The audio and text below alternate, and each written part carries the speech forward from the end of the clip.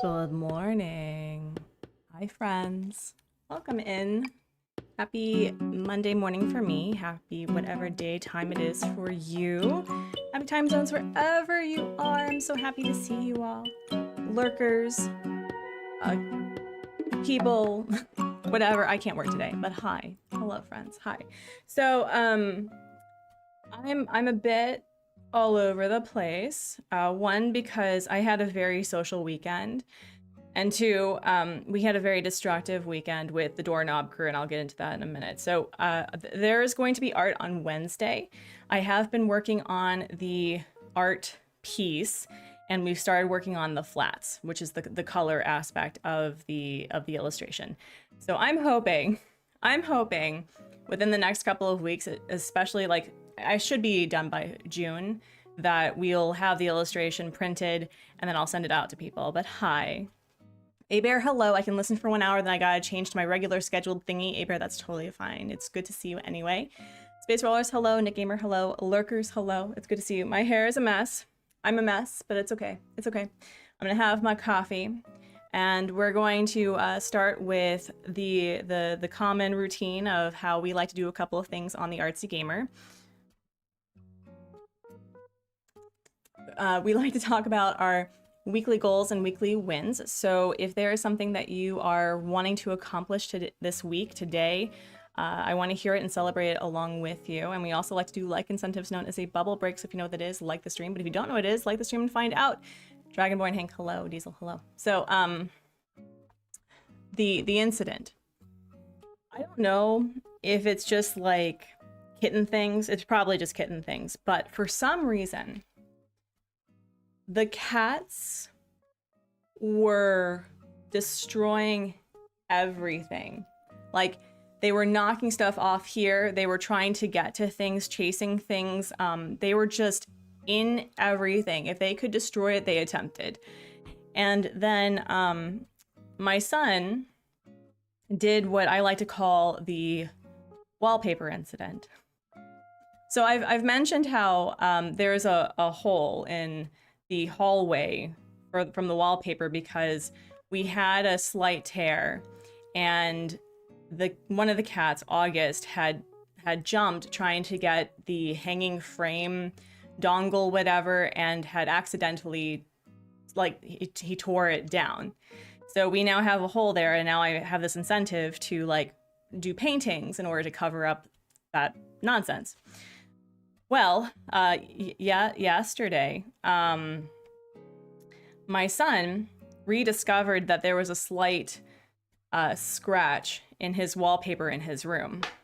And so I go to wake him up for lunch, and it's not a scratch anymore. It is quite literally, it was like if he could put his hands like this, and it was his height, the wallpaper was on the floor, completely pulled off. And I was like, I don't know how to deal with this situation. So for the most part, like, Hubsma and I were going, oh no, like literally, oh no. We didn't yell or scream or anything, but we're just like, child of ours, what did you do? And of course he was like upset because we were upset. And then we put him down for the next nap, and the hole is now 2/3 of the entire wall. So we're gonna have to talk to somebody to get it fixed.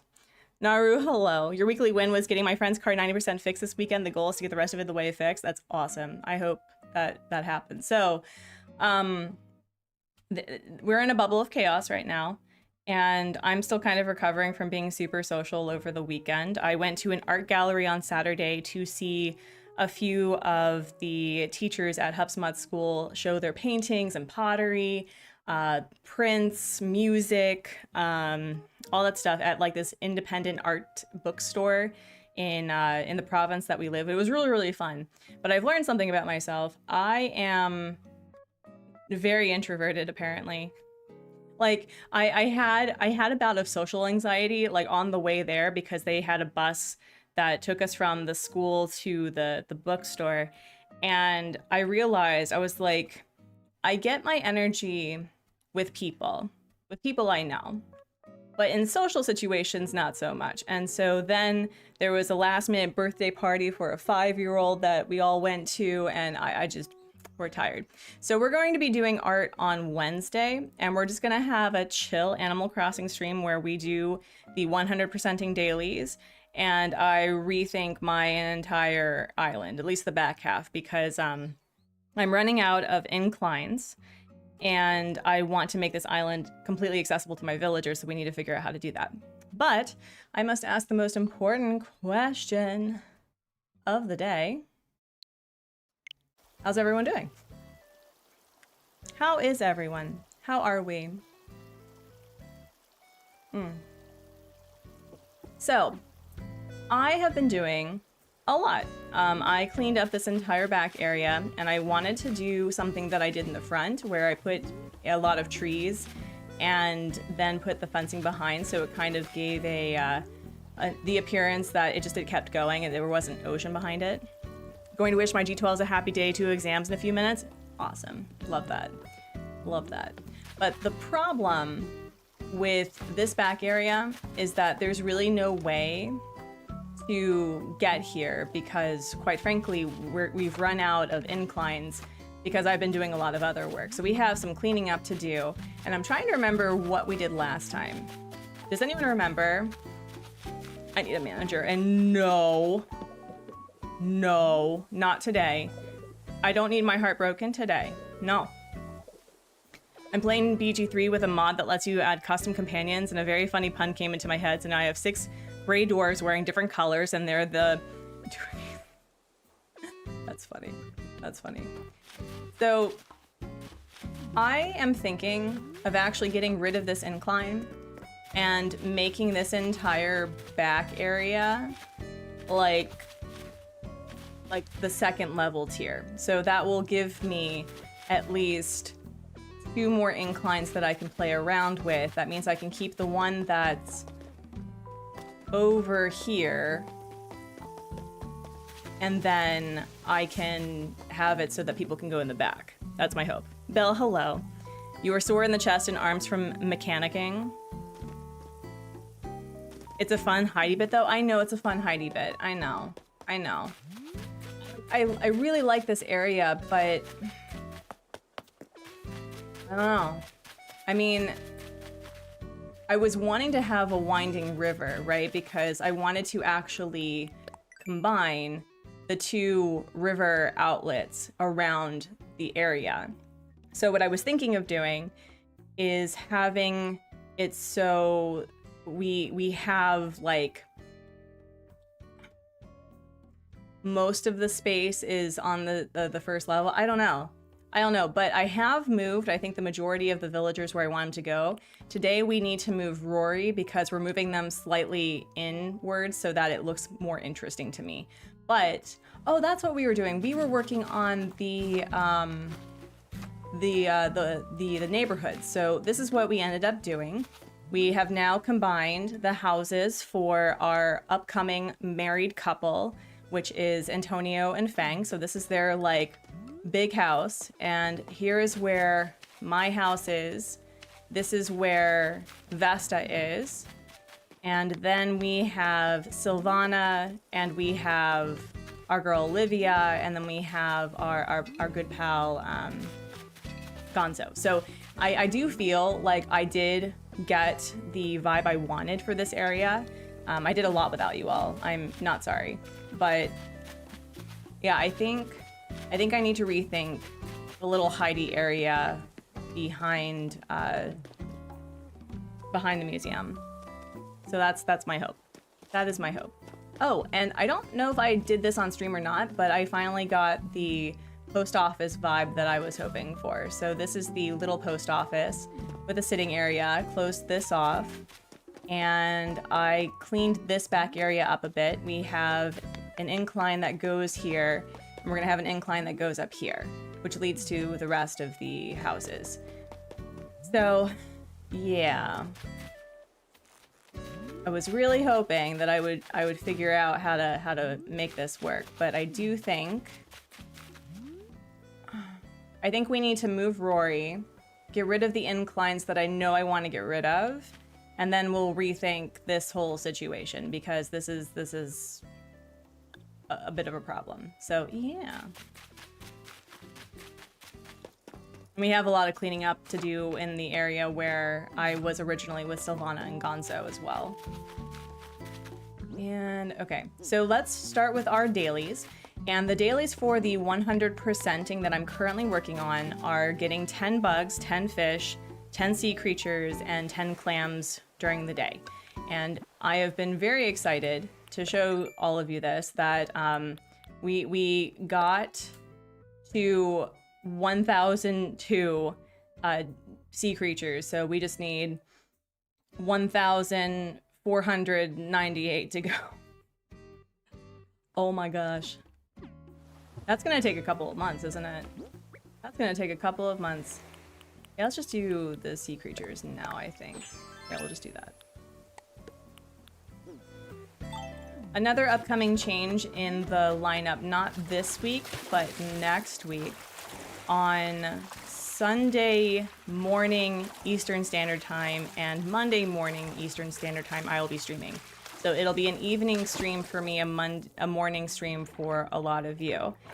And my friend was kind enough to let me borrow their Switch to play some Pokemon games. So I'm thinking doing an early Animal Crossing game.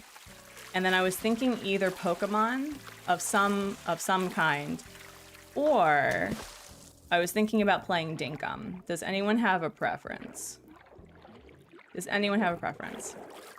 How morning are we talking? It would be really late for you.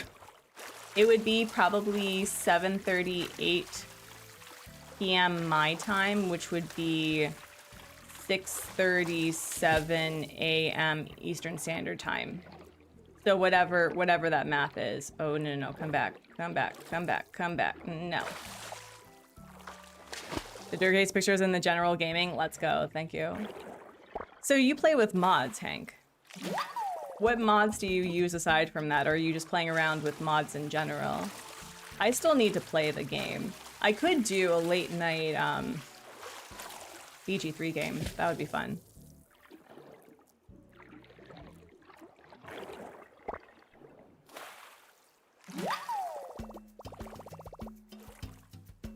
You may still be up. Okay. And the options were Dinkum or Pokemon? Mm-hmm. Yeah. Because I was looking up the trailer of like, oh my gosh, my hair is a mess right now. I was thinking of, well, actually I don't know what games he has, but I can check and we can talk about it later. But I know that he has either Let's Go Eevee or Let's Go Pikachu. I wasn't sure how I felt about it because I guess you have to actually manually throw things. Like, it's like Pokemon Go, but you don't have to walk, apparently, right? Oh gosh, why is my hair like this today? Is this the Krusty Krab? No, it's Patrick. Hi, Scott. How are you? Looksy, hello. How are we? How are we? Oh my gosh, my hair. Can we just like not hair? Can we just not, please? Another fun thing is that this weekend, I think I'm getting my hair cut and like just fixed, and then my son is going to be getting his first official haircut ever. So that's exciting. Making friends is a lot like making music. It's a soundtrack for your life, man. Wrong notes and all. Wow, that is a mood. I am, no, I'm growing it out, but I need to cut, like, this area right here is very awkward, and I need to get that trimmed a little bit. But no, I'm going to keep the length. I need to trim and thin out the bottom half, because I have wavy hair, and wavy hair poofs out at the end if it's not layered. By the way, who's ever the owner of a white sedan, you left your whites on. River, oh my gosh, hello. Joe, hello. Welcome in. Welcome in.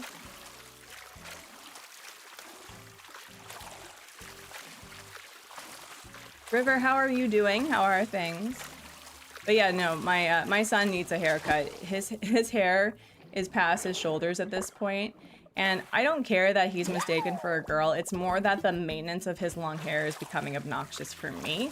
And I would like to, the way that HubSpot described it was, I want to do the Steven Spielberg child protagonist haircut. You know what I'm talking about? Like the E.T. protagonist haircut from like the 90s and 80s. So we're gonna try that. Yeah, so, oh, we're at a bubble break already. Let me, we're gonna get 2 more sea creatures and then we'll do a bubble break. And also I need to fix the lighting because I look downright radiant right now. Ready? Aha, no! Listen, that was rude. That was rude. Doing well, trying to get my weight training done and procrastinating. Can you do your weight training while listening to the melodious voice of My Panic? Can you do that? Is that possible? Joe, thank you so much for subscribing. Right on my face. That sounded a lot more, we'll do this like right here. There we go. Perfect. Heck yeah, I can. Business in the front, party in the back, PG, zero party. Yeah, no, I want to like maintain the bangs, but like my hair is a literal mess right now. Literal mess. But yeah, no, we're not giving the child a mullet. We're not doing that. We're just making it so that he can actually see. Braid that hair up so he can look like a little Viking. So that's the other thing. I'm going to leave it long because the teachers at his daycare love braiding hair.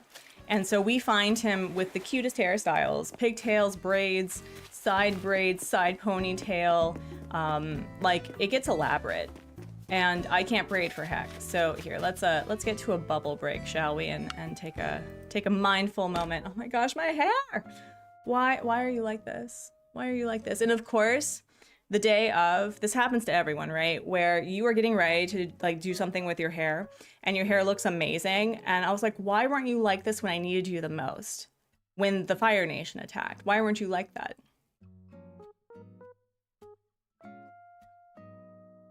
Don't worry, buddy, you're doing fine. Cutely starts to die. Yes. I miss no one is getting a mullet. No one's getting a mullet. Is there any rules about his hair? No. It was more just like, anyway, let's just do a stretch and I'll talk about my child. Also, I need to like fix the lighting because this lighting is a bit wild. Hold on. Oh yeah, no, we're gonna fix that a little bit. Right there. Perfect. Yeah, much better.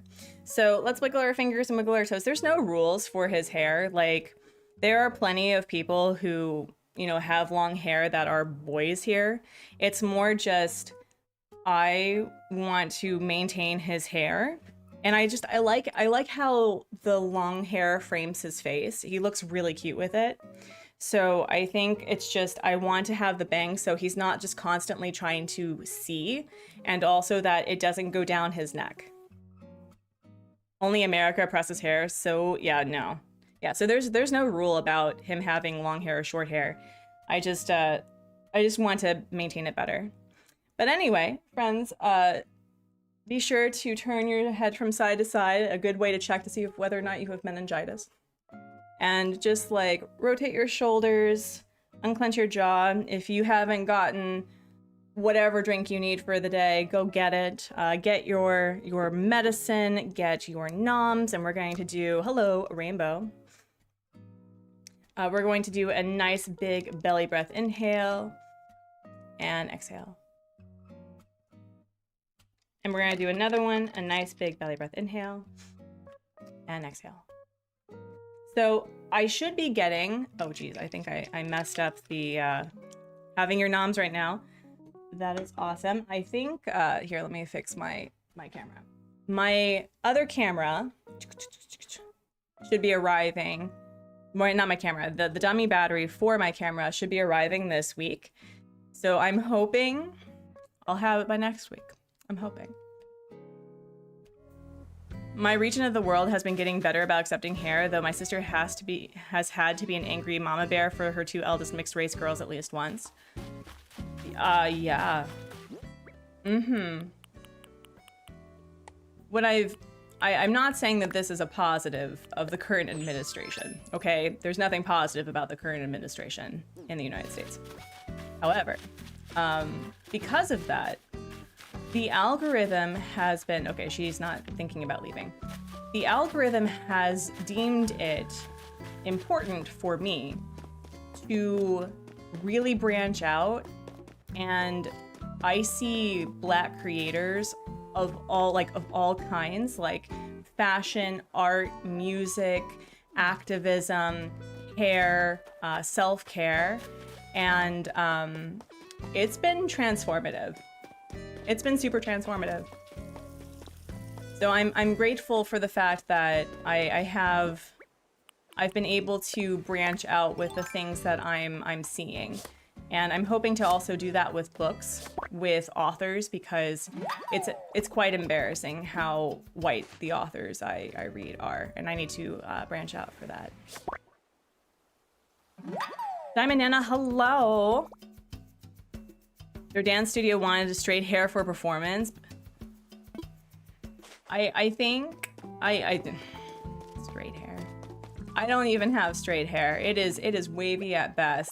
And my favorite thing is that I have like this little baby hair horn that has never followed the rules for anything.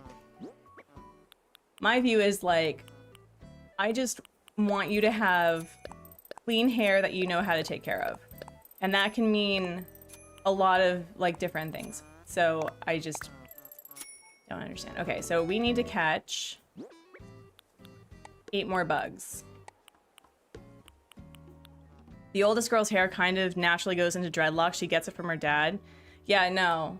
And also, like, this whole perspective of like dreads being dirty is absolutely not true. It's absolutely not true.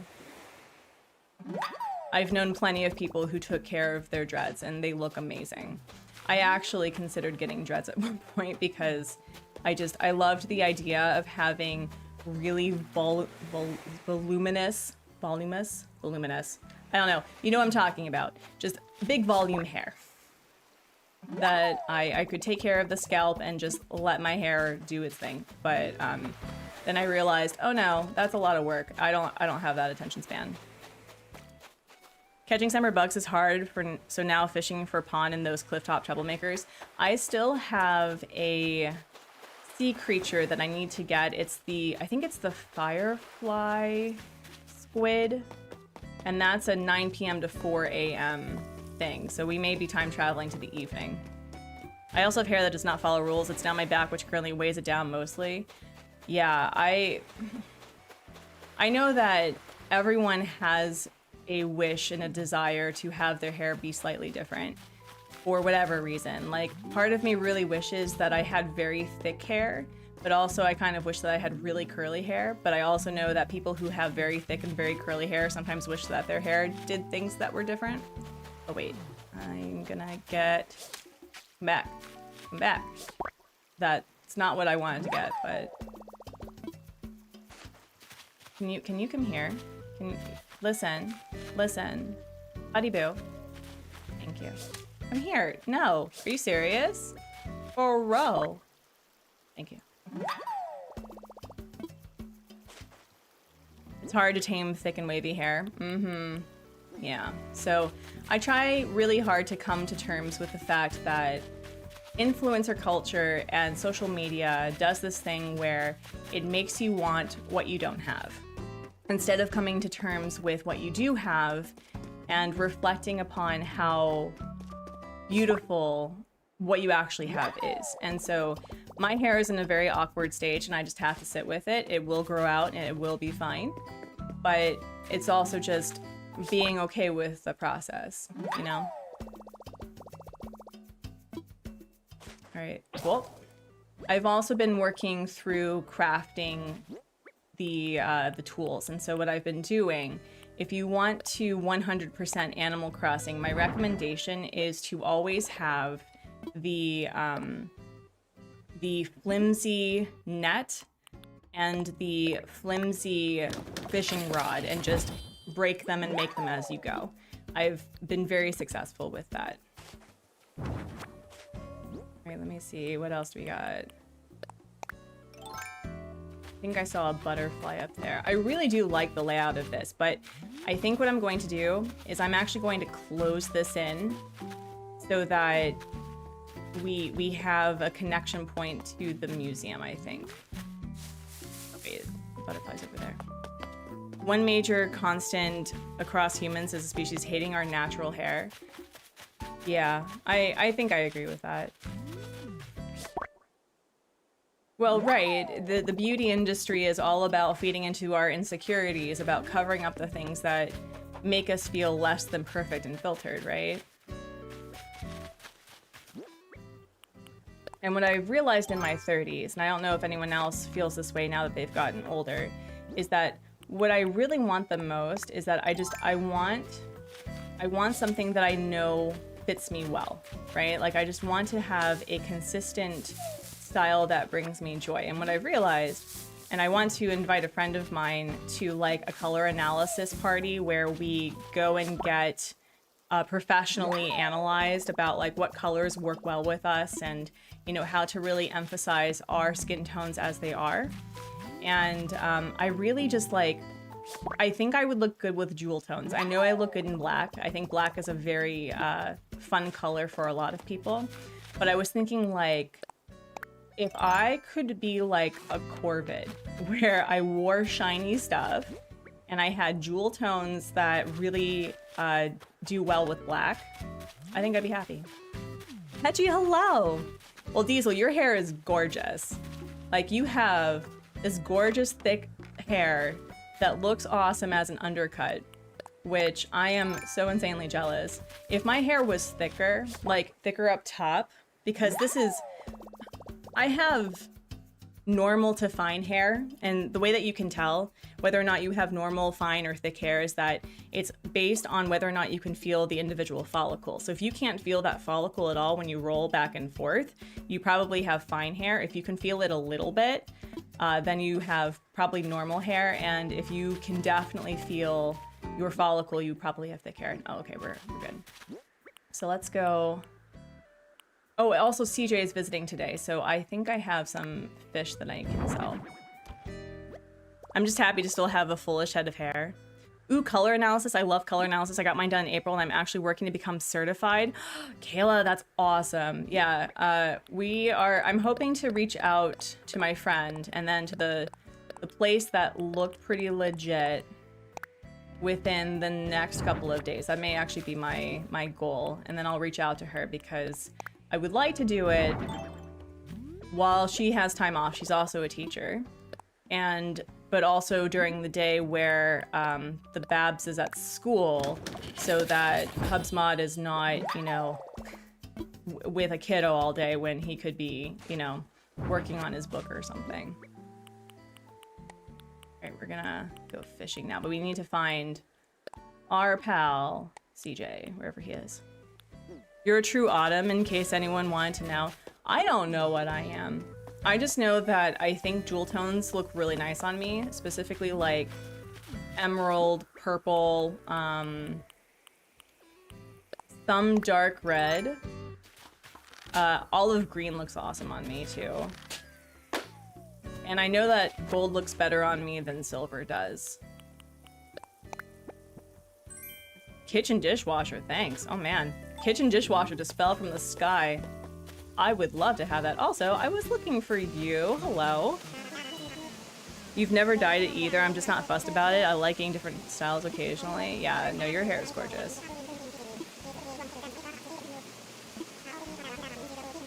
All right, let's see what we are getting with today.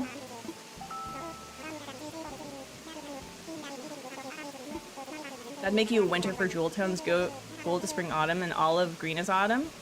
So I'm a whispered autumn. I don't know what that means. If a kitchen dishwasher fell from the sky, I'd probably die. I mean, yes, but also that means that I wouldn't have to wash dishes. I mean, I'd be dead, but also the notion that I could not have to wash dishes by hand anymore sounds really nice. Also, what am I supposed to be catching? What am I supposed to be catching? Hey, buddy, I wasn't paying attention. I was talking about dishwashers.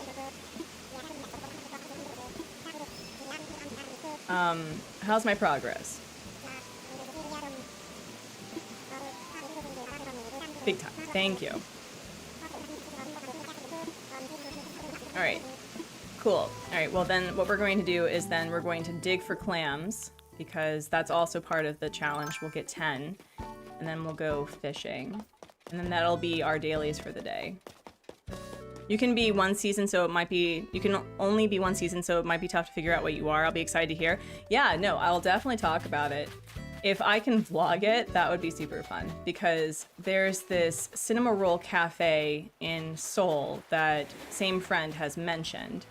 And I would like to go to the cinema roll cafe for reasons. So I would like to do that. You don't have creepy basement dishwashers? Hank, do you have a creepy basement dishwasher? I mean, our basement is a bomb shelter because, you know, for whatever concern of North Korea, I think the only thing that we have in our basements are cars. What do you mean you have a creepy basement dishwasher? I don't understand. What are you talking about? I was answering that other kinds of dishwasher that could be the kitchen. Oh, okay, okay. I was like, I was very confused. I was also a little concerned, like, just a bit.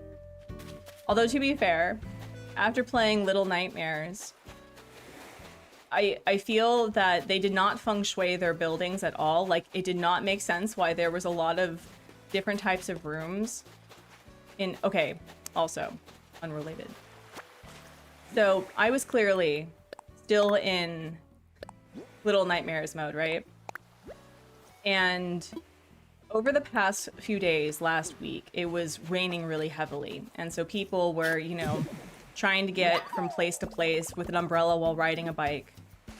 And I don't remember where the family, like where we were going, but we were coming back from somewhere with like the three of us. And there was this very thin child who may have been 9 or 10, like came up to here to me, right?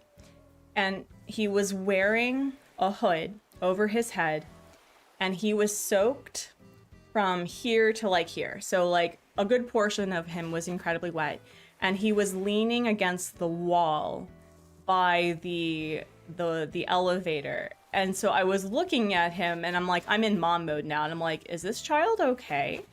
Like, does he need an adult? But then also in the back of my brain, I was like, I've seen this playthrough before with Little Nightmares too, and I'm a little afraid that this is going to be some like demon response, you know? And so I was just really watching the kid. The elevator came and we got in, and he continued to like lean against something. And I was like, I was looking at Hub's mod and I was looking at the child and I'm going, this is a horror movie. I'm waiting for the child to like turn his head facing us 180 degrees and just like kill us, you know? But also I was a little concerned. So there's no like moral of the story. I just needed to tell you that I had like an IRL horror game moment and I wasn't quite sure how to respond.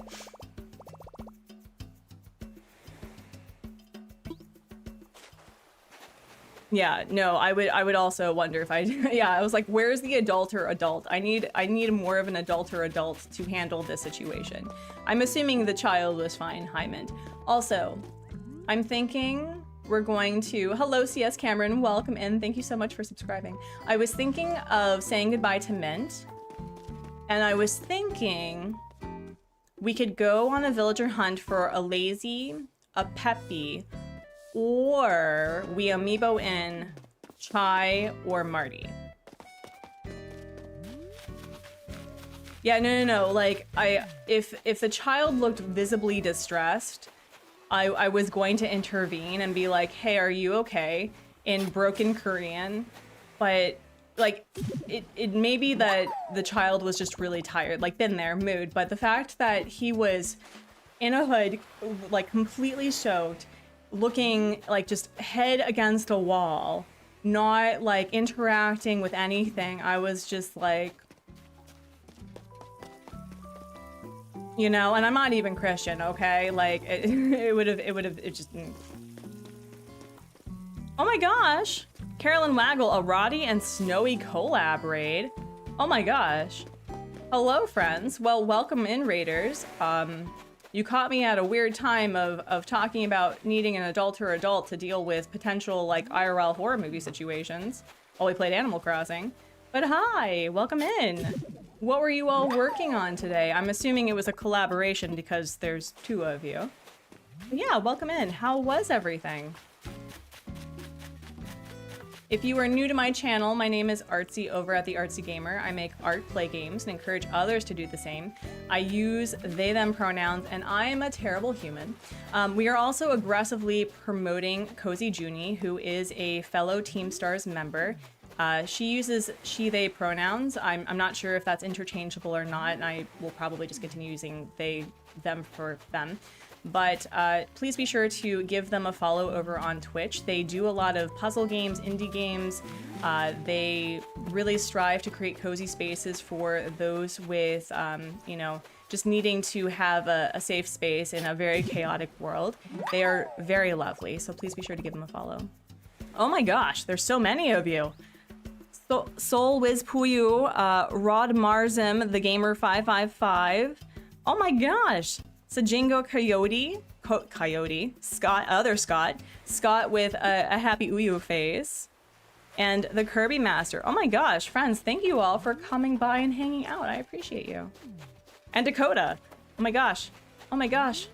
So many beautiful, wonderful new friends. But yeah, what were you all working on? Spill the tea, I am nosy. We also like to do a couple of things on the Artsy Gamer. It is the start of the week for us, so if you have weekly goals or weekly wins, please be sure to share it and so we can celebrate it and hype you up. And we also like to do like incentives known as a bubble break. So if you know what that is, like the stream. If you don't know what it is, like the stream and find out. You were streaming Mario Kart today with Snowy, another streamer. Oh, that's so cool. Scott, can you do me a favor and do a shout out for our new friends, please, so that our current community can go give them a hype? Oh my gosh, Isaiah, hello. Snowy, hello. Oh, that's so fun. So here is the other question. Who are your Mario Kart mains? My Mario Kart main is the Femme Villager. And I think also Toad. I really love those two. I've been really well, thank you. Thank you. Are you, by any chance, getting the Switch 2 Mario Kart bundle? Because that's what I'm getting. I'm very excited. Mine is Baby Rosalina. Oh, nice. Nice. Nice, nice, nice. Yeah, I don't often play Mario Kart on stream, but I'm very excited to play Mario Kart World on stream. Also just joined. Thank you. You're so sweet. Thank you all just like for bringing your community over here. Drive-by highs are always welcome. You're not obligated to stay. We do prioritize mandatory streamer self-care. So if you need to raid and dash, that's absolutely okay. If you want to lurk and just hang out while I do my 100% dailies, you're more than welcome to do that too. But I really appreciate all of you. Mine are Yoshi and sometimes Baby Peach. Oh, that's cool. Bowser for me whenever he's playable. Gotta be the scariest thing on the tracks. Bowser's heavy though, right? I'm not very good at drifting. I'm very good at chaotically just moving forward and hoping for the best. So I strive for the ones where I just want to be an absolute troll. And Isabelle is such a little tart whenever I play. You go by he, him pronouns? Thank you so much, Rod. Yeah, friends, if you have specific pronouns that you would like us to respect, please let us know. I use they, them pronouns, so thank you so much for sharing.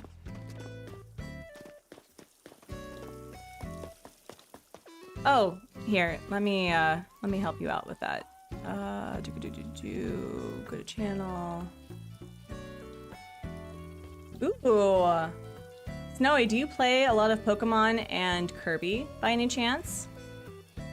There you go, friends. Go check out Snowy. So, okay. Have another thing.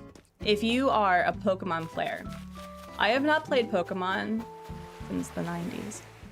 And I'm trying to get into Pokemon. And a friend of mine let me borrow their Switch that has a few of them. I think one of them is Let's Go Eevee or Pikachu, and the other one is Arceus or something.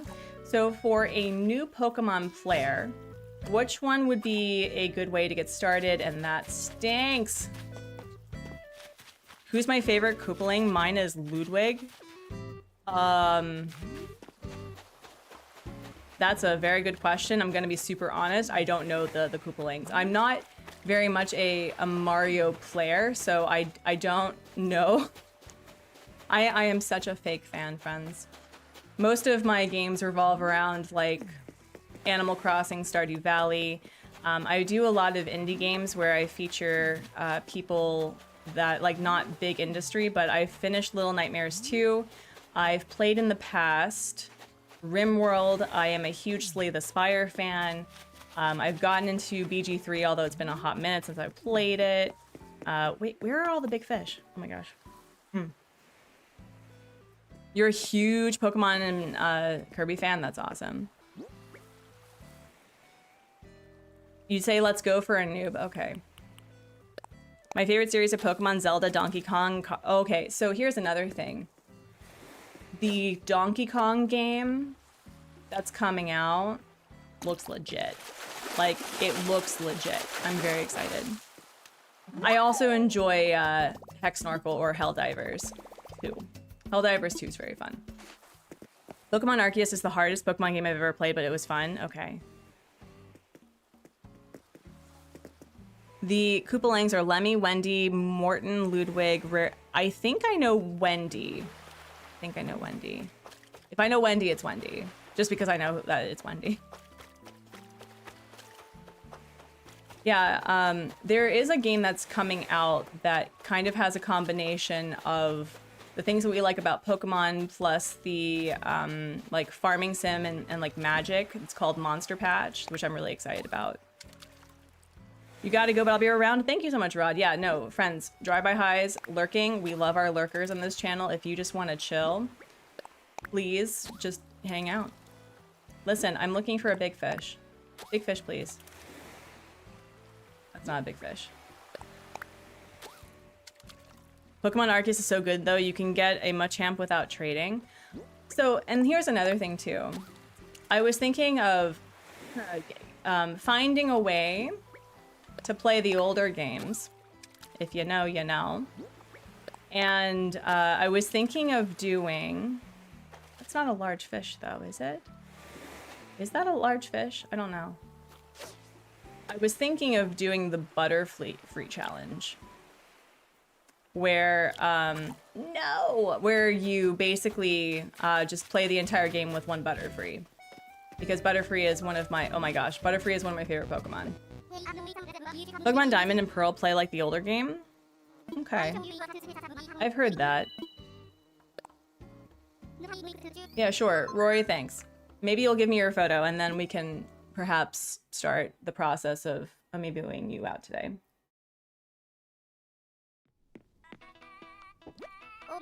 Okay. I also really love his layout. It's so cute.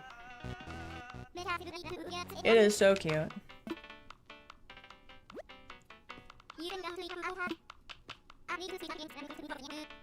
I read that the best way to up your gains was learning to cook and controlling what goes in your food. Mood. So far you figured out to... Bro. I mean, you got coffee. You got a coffee, you're working on it.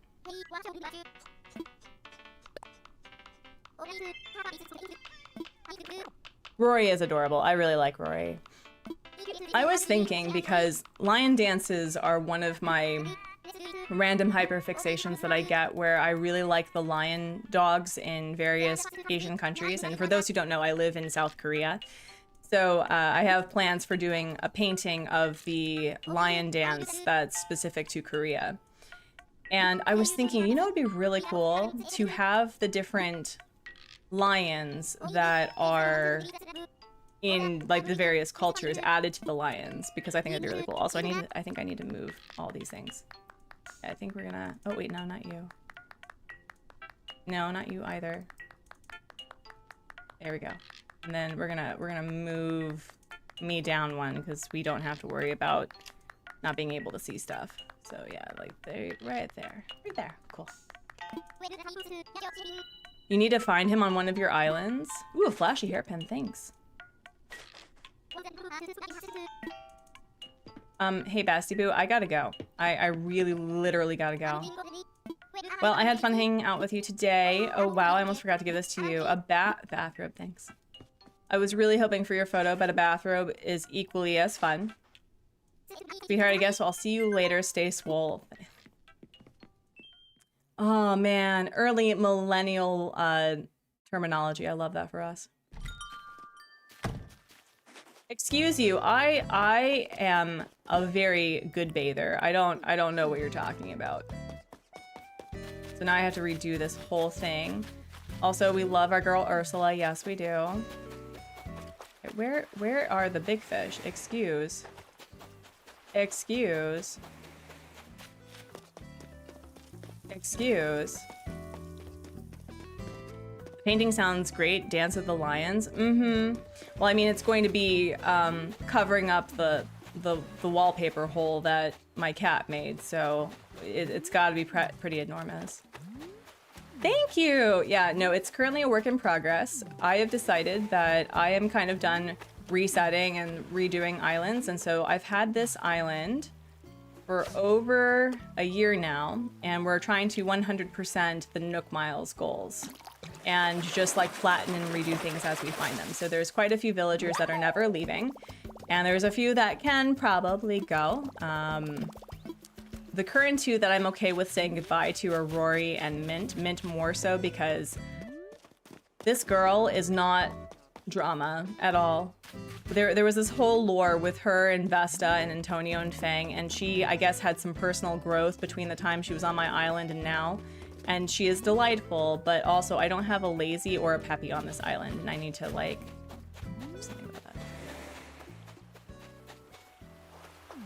You didn't give the bathroom. Yeah, but you were accusing me of being stinky, Hank. I don't appreciate that. Don't appreciate it. Just like I double tap on enemies, I double tap on the deodorant, okay? Okay. I was saying Rory was accused. I know. I know. Right, where are all the big fish? Hey, fish. Oh, here we go. Here we go. Ready?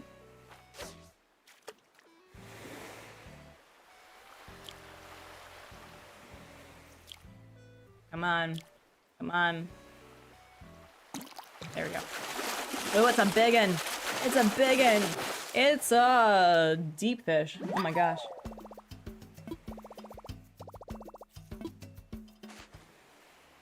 All right, and let's find another big fish.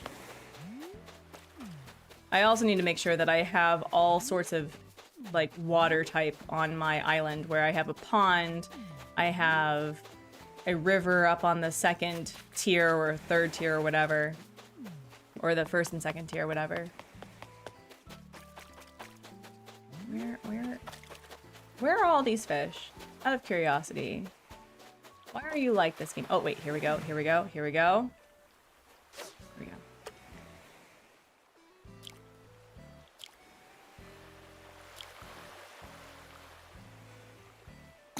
There we go.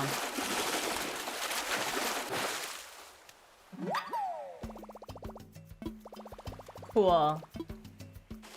And then that breaks. Awesome. And so I now have 4, so I need to get 6 more fish, and then our dailies for the 100% stuff will be done, I think. And then we can get started on the building part. Strobe, kitchen dishwasher, I have no idea why that's there. What does this look like? Oh, that's super flashy. I don't think I need that. You can probably give that to somebody. Alright. Wait, here's another fish.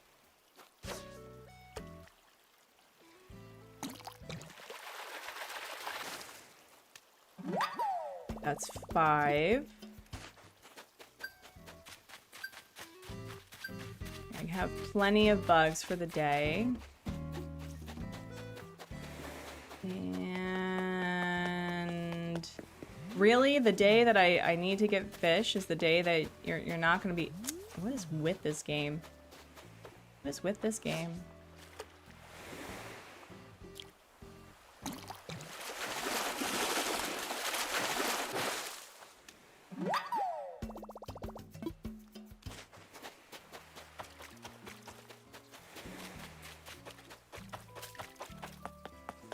Alright, any fish. Yeah, we just need 4 more. Oh, wait. 3 more after this. Hopefully, if I don't lose it.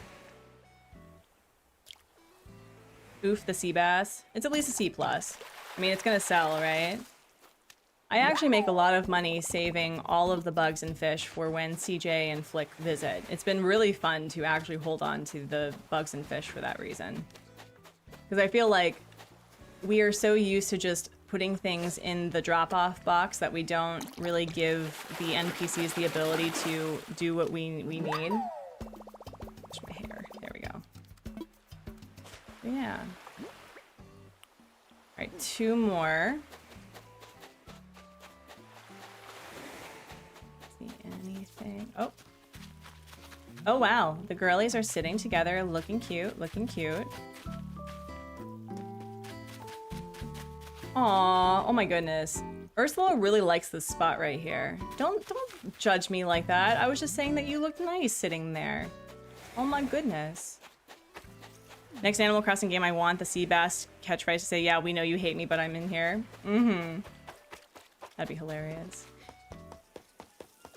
Yeah, I'm really curious what the next game is going to bring. I do feel that a lot of people are anticipating that since we can do a transfer from one Switch to the Switch 2, that maybe we are going to actually get Animal Crossing New Horizons Deluxe or something.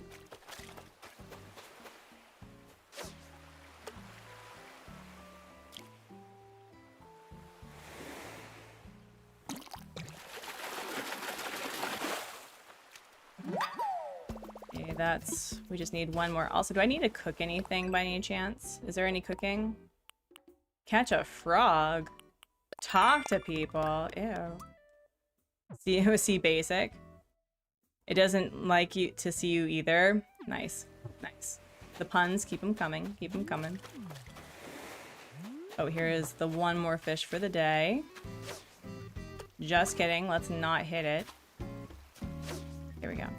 Are you serious? Bro. Bro. There we go.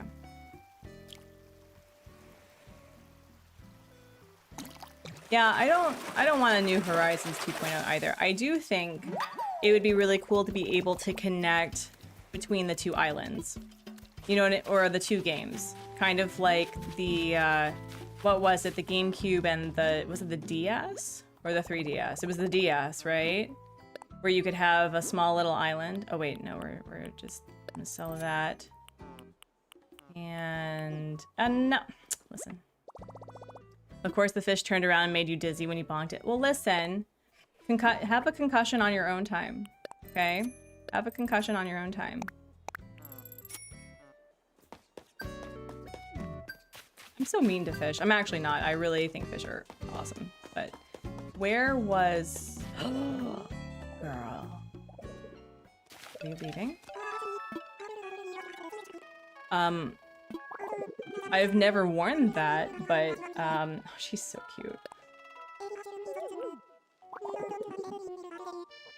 Have a concussion on your own time needs to go on a list of Artsy quotes. How do you do quotes? How do you do quotes for like streams and chats? Because that would be really fun to have just like random quotes that I've said throughout the years. And people can just bring it up and be ridiculous. Yeah, no, have a concussion on your own time. What does this look like also? Ask EJ? Yeah, I think I will. I don't ever give this to villagers. And I think I want to.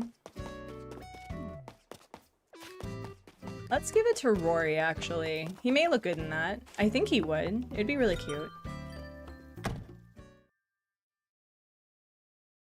Oh my gosh, my hair. Like, listen, hair.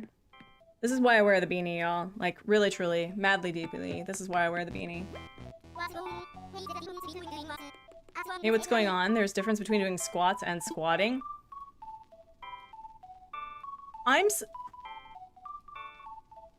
Bro, I literally just visited you the one time because you invited me.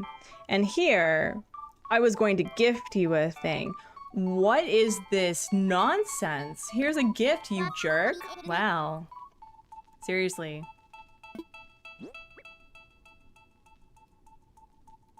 I love that when people do that, it's like really said that or memories. Jade Mist has them too. Okay, I'll ask both of them. You know what? Here you go, you jerk. I love you. Bye. Yeah. Yeah, no, you're gonna wear this. Oh, you look cute in it, actually. A sweater vest, thanks. I can give that to Graham, I think. So we need to move his house now. We've done all of the dailies. And I'm just gonna sell my fish really quickly afterwards so that I don't forget. Where is our fishermans? Where'd he go? Fishermans, where'd you go? Hello? He was around here, right? No, he was not around here.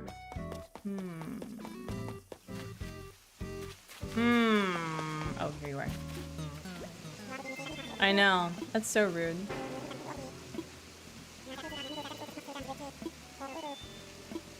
Yep, thanks. Please take my money. Yeah, no, I'm okay with them wandering.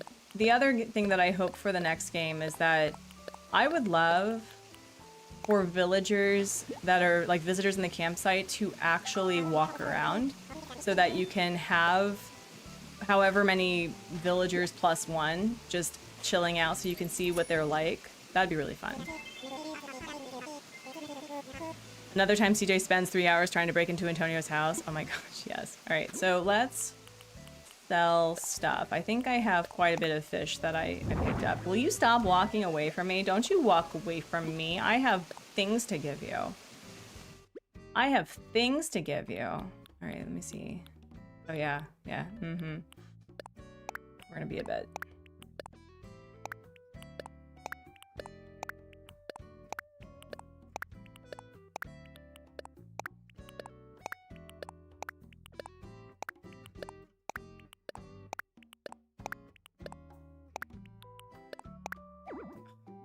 All right, here you go.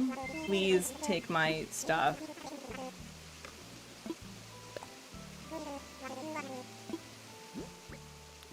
So, all this makes some moolah. Thank you, thank you, thank you, thank you.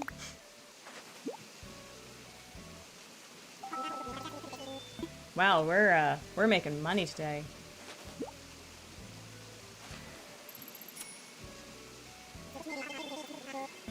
Oh, I'm almost done with you, dude, I promise. We have quite a few things that we need to accomplish. Let's get something out. 1, 2, 4, 5. I'm gonna hold on to these dudes. 6, and then these are buggies. So take my stuff, please. I like Fashionista though. Like, this is how I know this man is definitely of the queer persuasion. He watches Drag Race. Yeah. Where does CJ store those pictures? Maybe it's Fishtagram. I don't know. What would be another one? Finstagram. He posts them on Finstagram. There we go. Instagram. That's where he streams. Okay. So we've now done the dailies. And now I need to reconsider a lot of things. So what needs to happen, I need at least one more incline up by here. Let me screen. Let's just go right here. So this part right here, that needs to be an incline. And I think I need to get rid of the one that goes down to the ground. And instead we're going to get rid of these two inclines. And yeah, I think that's what we're gonna do. And then we're going to clean this up, and then we're going to combine the river over through here. Because I do want to have, one, I want to have waterscaping on this island. And two, I do want to make sure I have the water I need in order to find a specific bugs and fish. He says Fashionista and calls Flick his partner instead of roommate or colleague, so yeah, no, absolutely. Absolutely. The lily, it's water related and floats like a cloud. Nice. Nice. Nice, nice. All right. We sold this. All right. That are their business partners. ¿Por qué los dos? Why not both? Yeah, okay, so we're going to move Rory, get rid of this one, I think. Or at least the back one that I know I'm getting rid of. And then we'll reconsider what we're doing after I give this man his sweater vest. And maybe he'll give me his photo today. That would be nice. I would like his photo.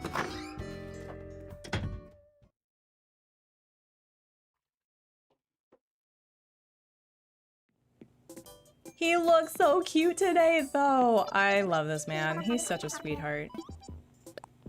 I have been giving him so many glasses so he does not wear his regular glasses.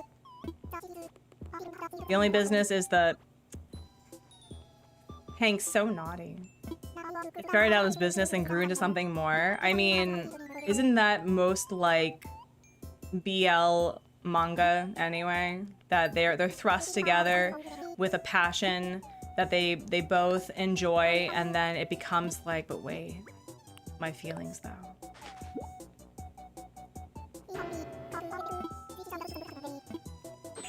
Oh, you're so cute. Oh, you're so cute. Oh my gosh, you are adorable. An after school jacket, thank you. But you are just darling. Like, look at this man. I didn't even, like, listen, I just got it, but it matches. He is, y'all, you can be wrong about Graham, but I'm just telling you, you're wrong. You're wrong. I'm gonna die on this hill. You were wrong. Graham's amazing.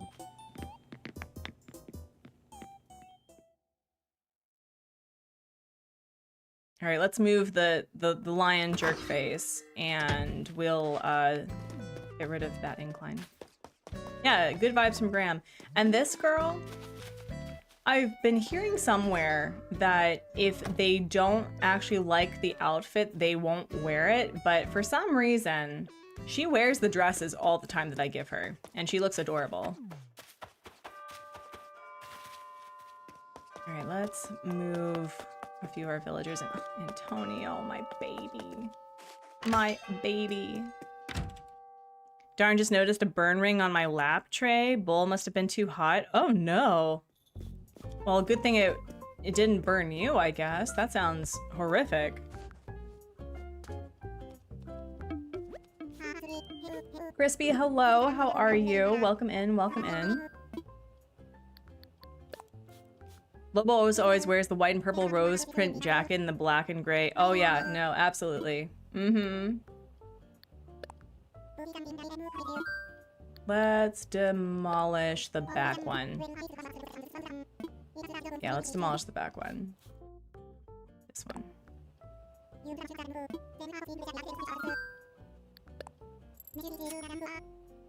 It's not too bad, just annoying, but yes, better than trailing your skin. Absolutely. All right, and then we're going to move Rory, who honestly doesn't deserve it because what the heck was that conversation?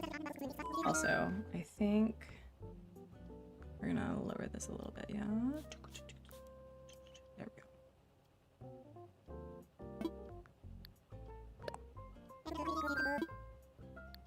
Let's do an island home, and then we'll finally have Rory where I want him to be.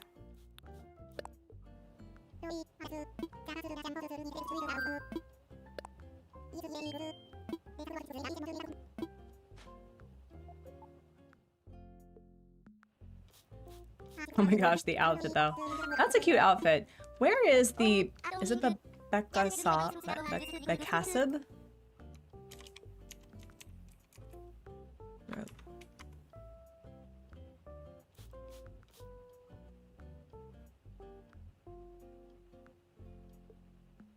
Yeah, where is that from?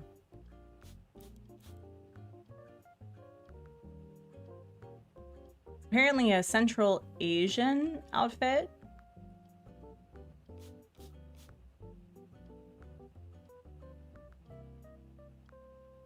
I'm amazed that there are places on the internet, I just discovered this, where they still sell items in Animal Crossing for IRL money. And someone was wanting to sell the this outfit for 75 cents. I'm shocked, actually. We have them right where we want them in the next state to finish them off in the permanent way. I do not murder villagers. Whoever told you that was a dirty liar. It is propaganda. It is defamation of character. It is not true. All right, let's put our friend over here. Yeah, this has been like a nice little drop-off point for the villagers. spot.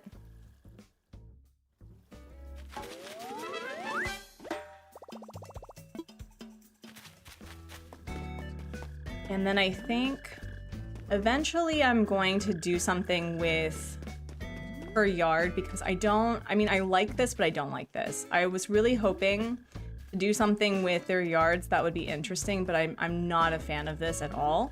So I think we're going to play around with decorating at some other point. Maybe we'll do like a late night decorating if I can't get mint in boxes for whatever reason. And we're gonna do this. It's also museum day or museum week with the stamp rally that I've not done yet because I always have opinions when I do it. It would make Judy's and Mint's redemption arts make so much sense. Behave or be in the grave. No, well, Mint, listen, I think the Mint that I had in the previous things were just messy girls, and we all go through our messy eras, right? We all have instances where we burnt bridges with a lot of gasoline, right? And then we realize, wow, we were the problem. And I'm gonna say this from a conflict resolution perspective that you don't owe anyone your forgiveness if they hurt you. Okay? If you feel that you can do that, that's fine. But she came back and like her personality has been so flipping sweet. And she's made friends with everyone. She's friends with Silvana, which is terrifying. She's probably saying like, Artsy needs to be a better partner to you. You need to like be upfront and honest with what you want. And I'm just going, oh goodness. Oh goodness. The stamp event, so with how beautiful the museum is, I feel like the stamp event could be so much more. Like, for example, you could have villagers being part of that, right? Or you could even have Celeste be part of that too. But what really gets to me is there's not a lot of explanation as to what the exhibits are. And yes, Blathers does have the option where you can bring a fish or a bug even after you've donated it, that he will tell you about the creature. That's fine. And there are information bits about the paintings when you click on them, which I didn't realize. I thought it was just you know, you just, it's the painting of when you donated it. But it would be so cool to have prizes, like little quizzes where, you know, specific personalities would be in specific parts of the museum, and they would say like, oh, which painting was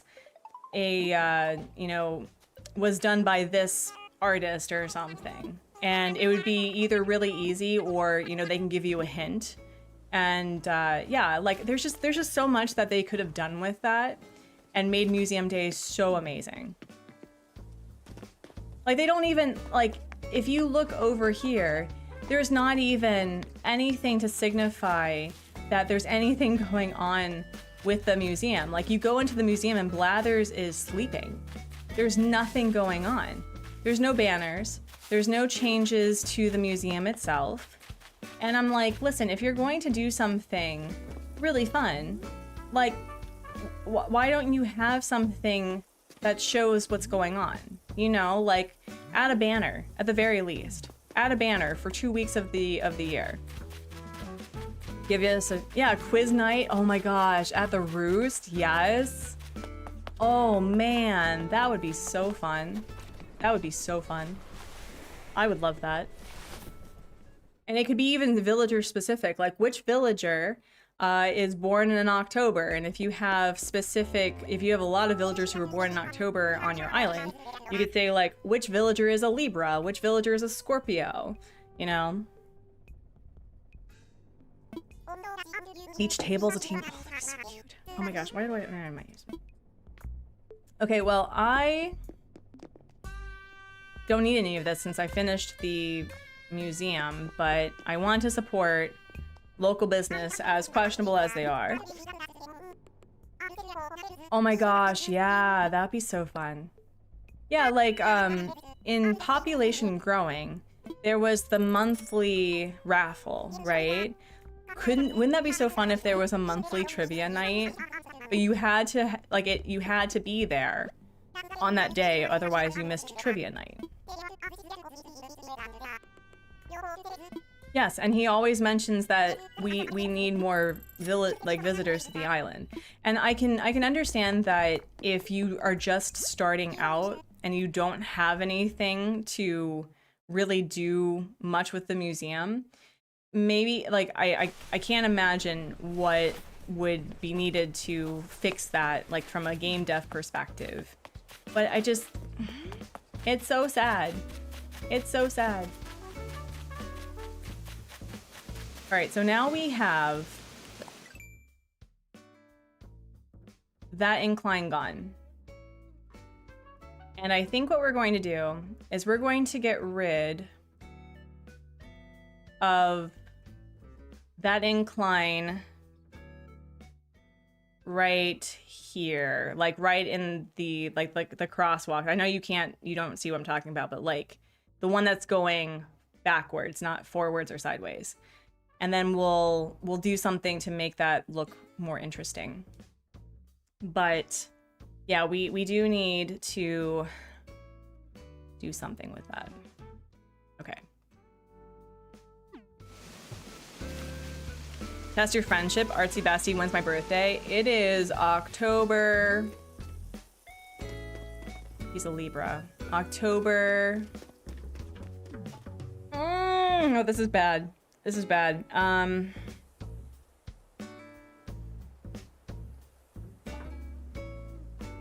keep wanting to say it's October 20th, but I don't think that's correct. I think it's like October. Okay, you know what? This is gonna bother me. Am I a terrible friend? Am I a terrible friend?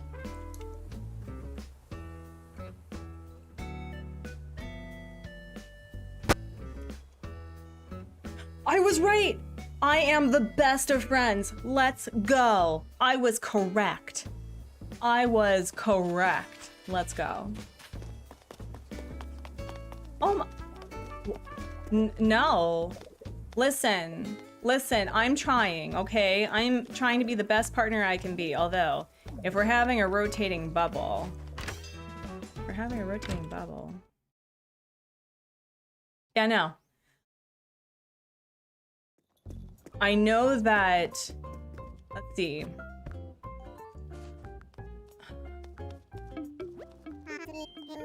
I think Olivia is a February Aquarius.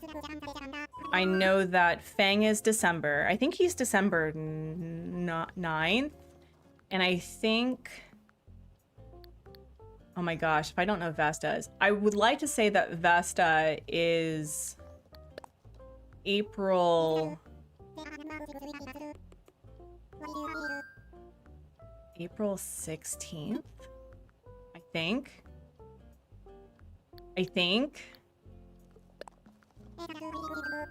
Maybe. I may be wrong.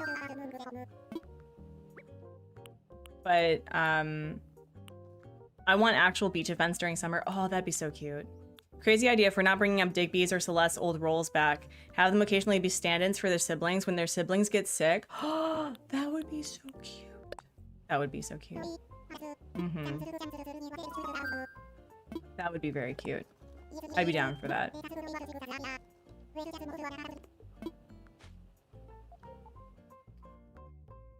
Oh, you know what'd also be really fun? If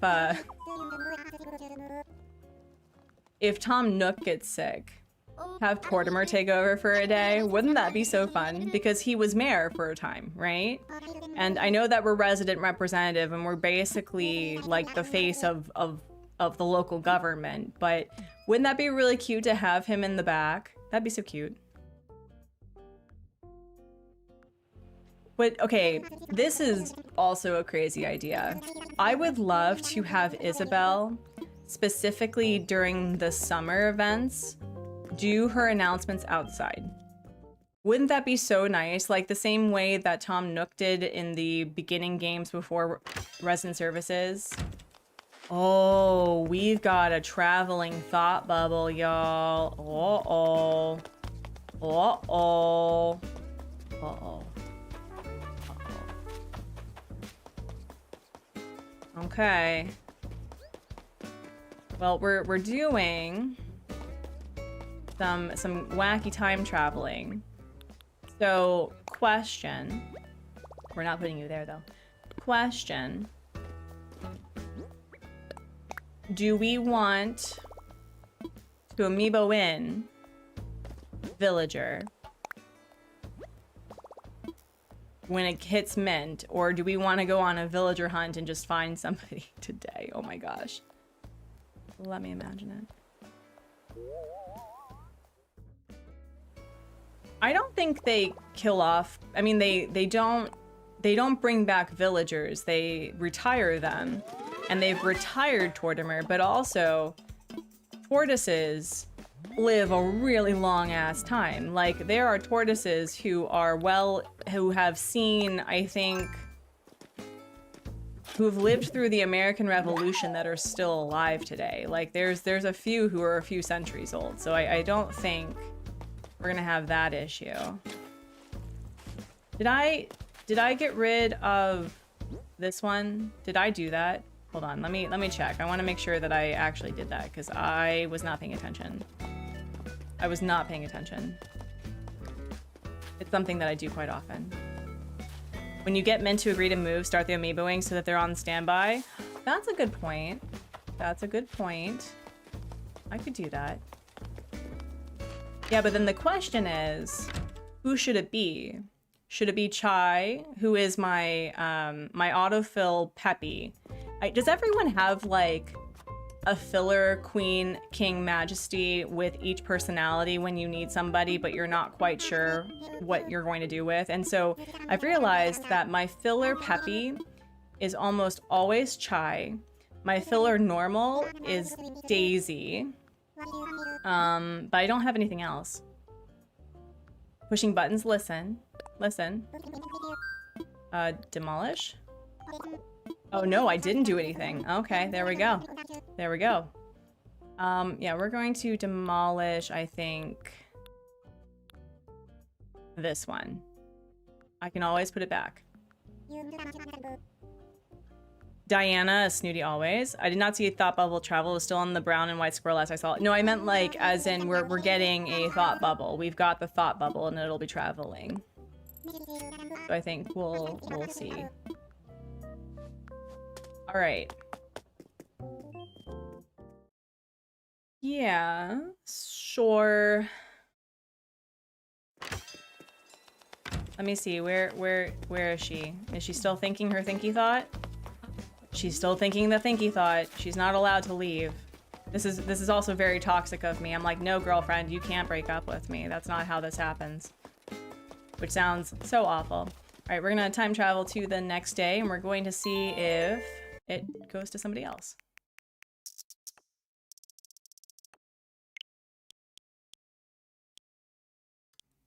All right, we can do that. I also need to make sure I don't lose my my turnips, because I do need to do some building today. I do.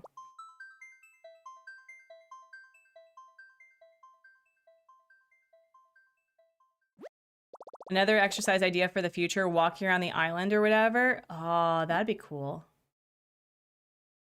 Yeah, it would just be... I have not played, with the exception of population growing, and that wasn't for very long. But I liked the idea that you had jobs. Like, you could ask villagers, what can I do for you? And it'd be really cool.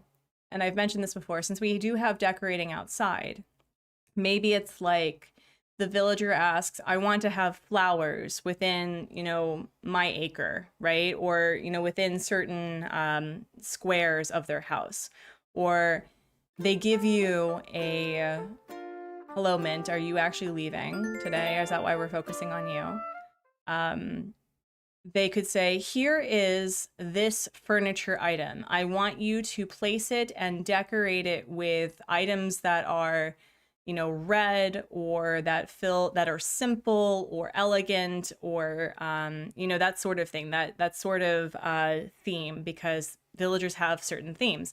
Also, I've been in top chat this entire time. That's awful. I'm so sorry. You can't tell me that Jogs and Sisters would be up for some more. Oh, that'd be so cool too. I would also just like villagers to actually catch things. You know, it's all sad when they miss it.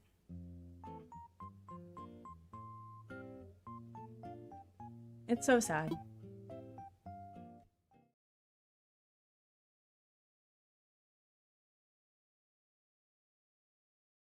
Also, the Nook shopping thing, Basti, we should have 10. We should have 10. Okay, we've got the traveling bubble. He's not leaving. What day is it today right now? It is Wednesday. All right. So we're going to see how this looks because I moved Rory back. Hi, Rory. How are you? Oh, yeah, that is so much better. That is so much better. And then that means that they have more space on this side. So it's like, yeah, okay. I like this. I like this so much more. And I have yet to get a black tulip. I don't know why. I don't know why. Like, this shouldn't be a problem, and yet it is. When you make a bakery for certain, let them work there. Yeah, or, you know, let me work at the Roost. Let me work at the Roost, please. All right, we've got the cuties being cute. We got the cuties being cute.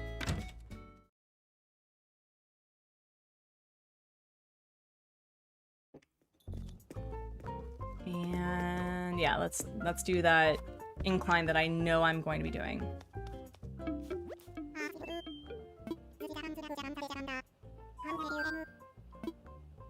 Infrastructure, and then bridges.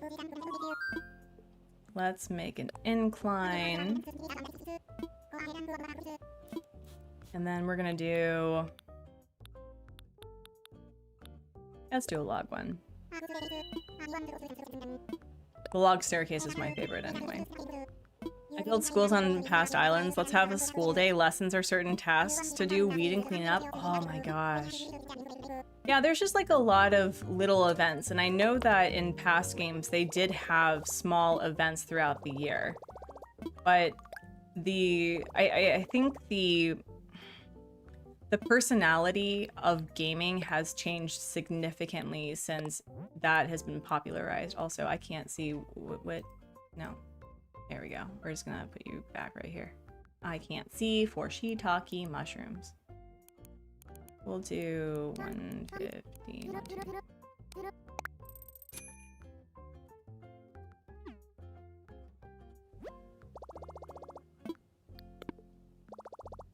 Oh, I hear a kitty. Hi, buddy. You wanna come say hi?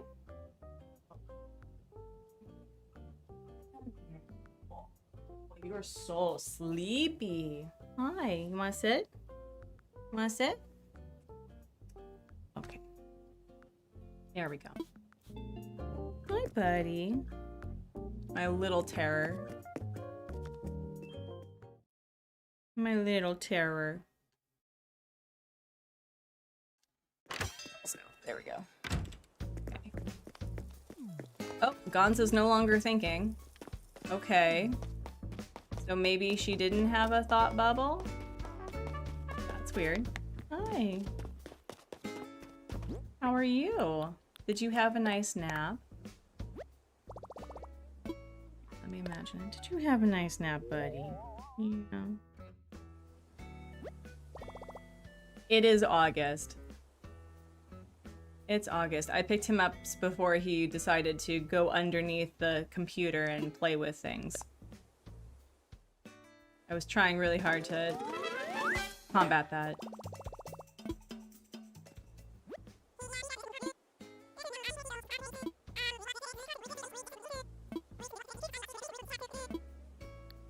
Yeah, sure, I will help.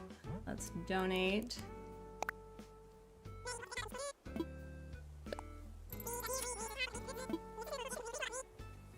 Oh, you sleepy. All right. So we now have... I think I have 9 on the island so far. So it's 1, 2, 3, 4, 5, 6, 7, 8. Oh, I have... Okay, so 1, 2, 3, 4, 5, 6, 7, 8. So I can do 9, 10 somewhere.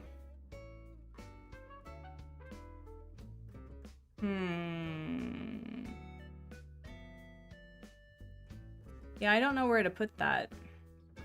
Oh, hi. As you groom yourself, thanks. Yeah, I think we're just gonna get into the hard hat and see what we can do with this. Gotta get ready for bed. Have a great rest of stream and happy time zones. Happy time zones to you too, Scott. Thank you so much for being here.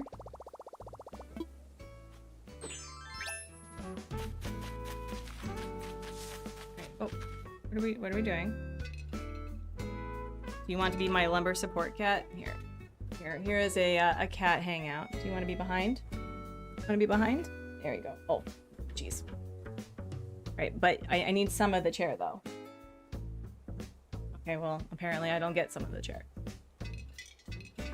All right, let's see.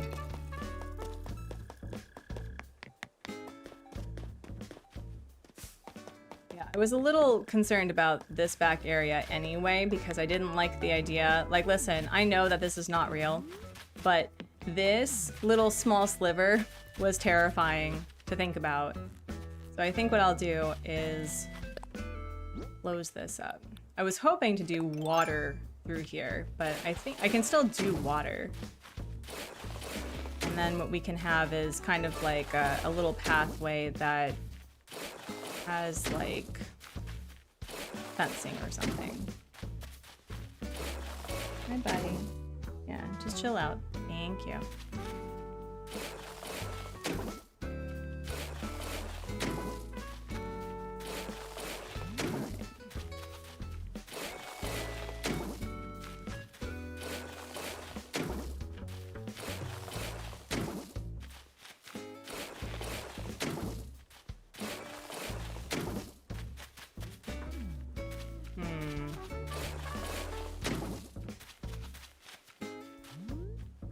No, we're not doing that. And then right here. No, listen, don't be like that. Don't be like that.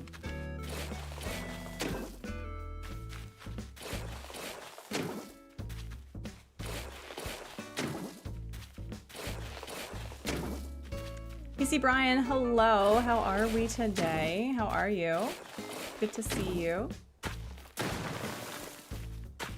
we go. Let me see.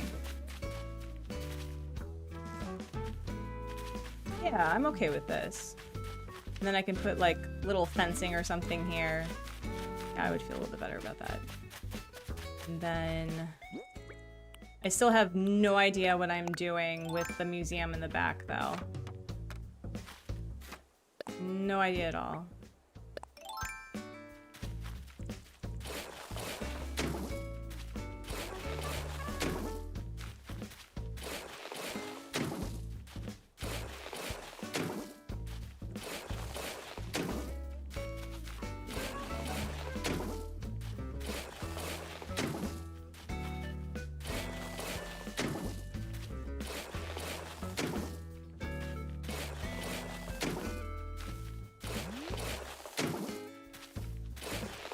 The other thing I want to do eventually is I want to bring back all of the 3 base colors of the cosmos because that's my native flower.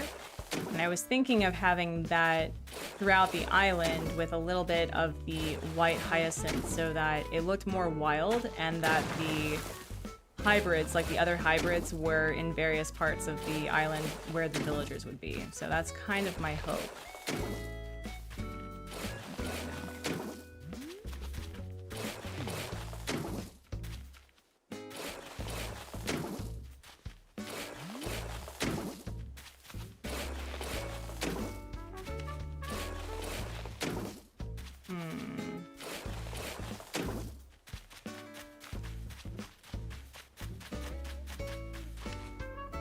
Hmm.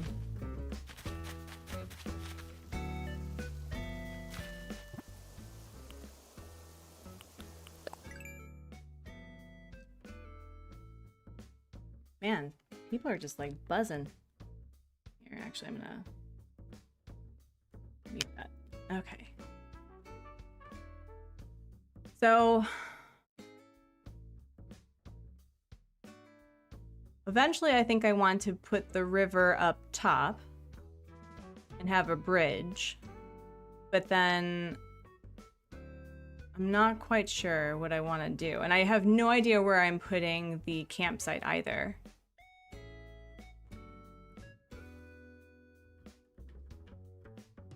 Yeah, this back area is a little frustrating. Little frustrating. Because what I was hoping to do was kind of have an overlook here, right? But I'm not certain how this is going to look really.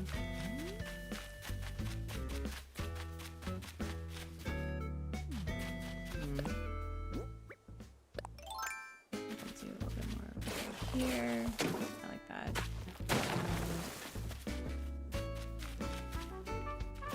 Yeah, right there.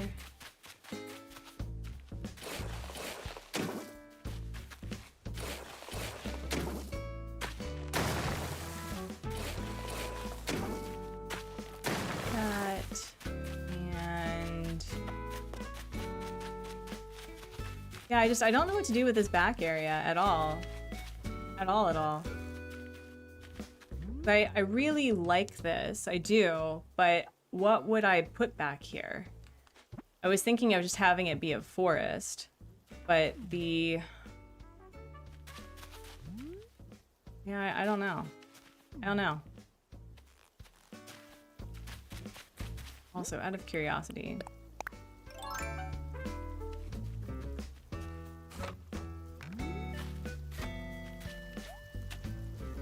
Carolyn, hi. I don't think I said hello to you, but hello, hello.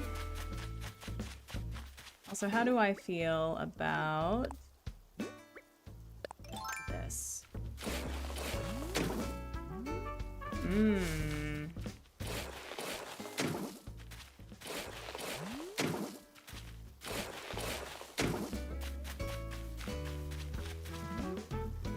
Wait a minute. Wait a minute.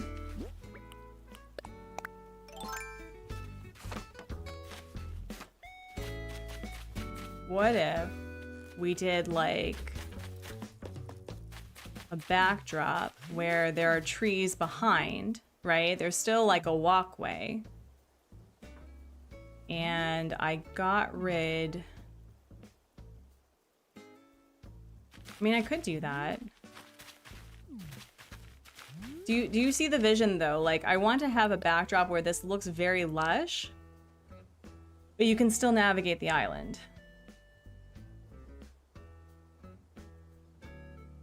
Sorry, I'm confused. Yeah, me too. I'm trying to have it so that there's trees behind, and then there's terraforming, and then there's going to be trees above the terraforming. But if that's the case, I don't know. I don't know what to put back here. At all. I could do a campsite. Like, I can literally just do a... Like, I could raise this up, do the campsite thing. I could do that. That's not a big deal. I could do that. But I'm not sure. I may have to, unfortunately, dismantle all of this because I'm just very uncertain what I'm going to be doing here. I may have to do that, actually. How much space do I have? I have enough.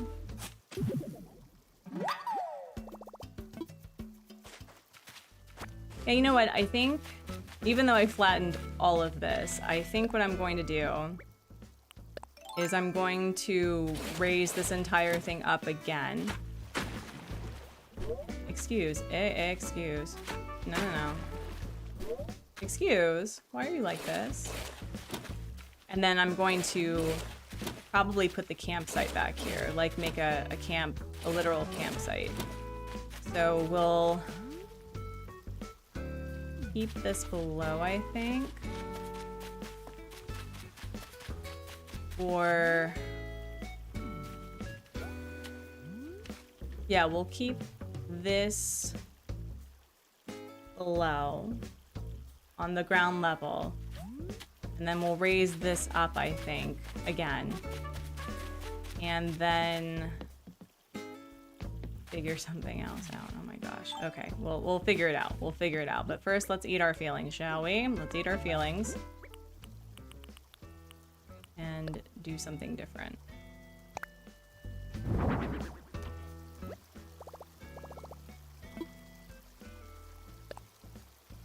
I do have, I think, 2 inclines that I can play around with.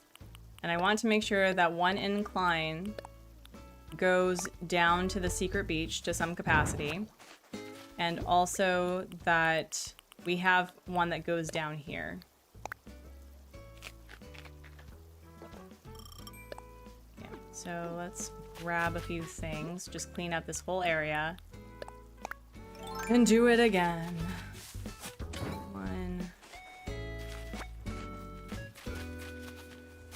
Excuse me.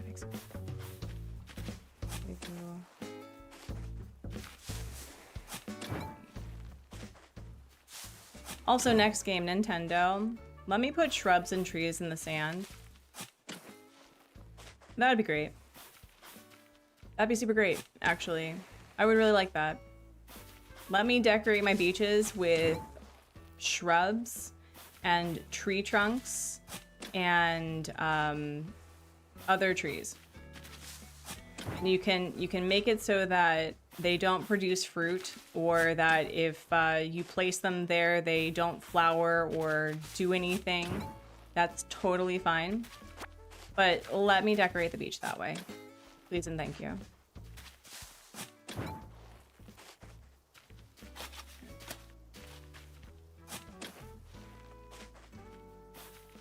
How are we with... Oh, okay, we're running out of space.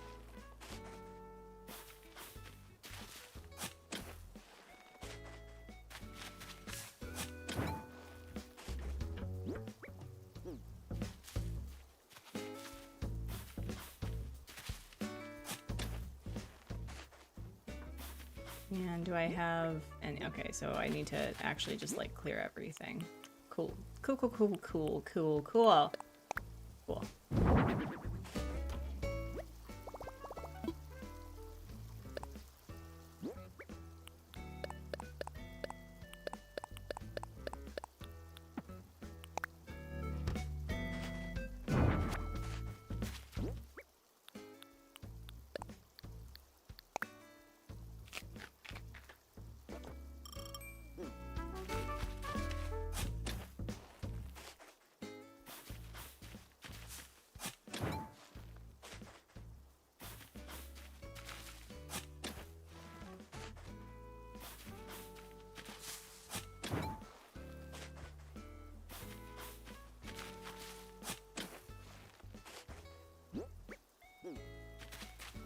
Oh, perfect.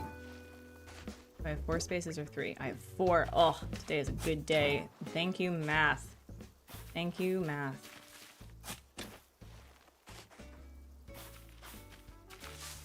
There we go.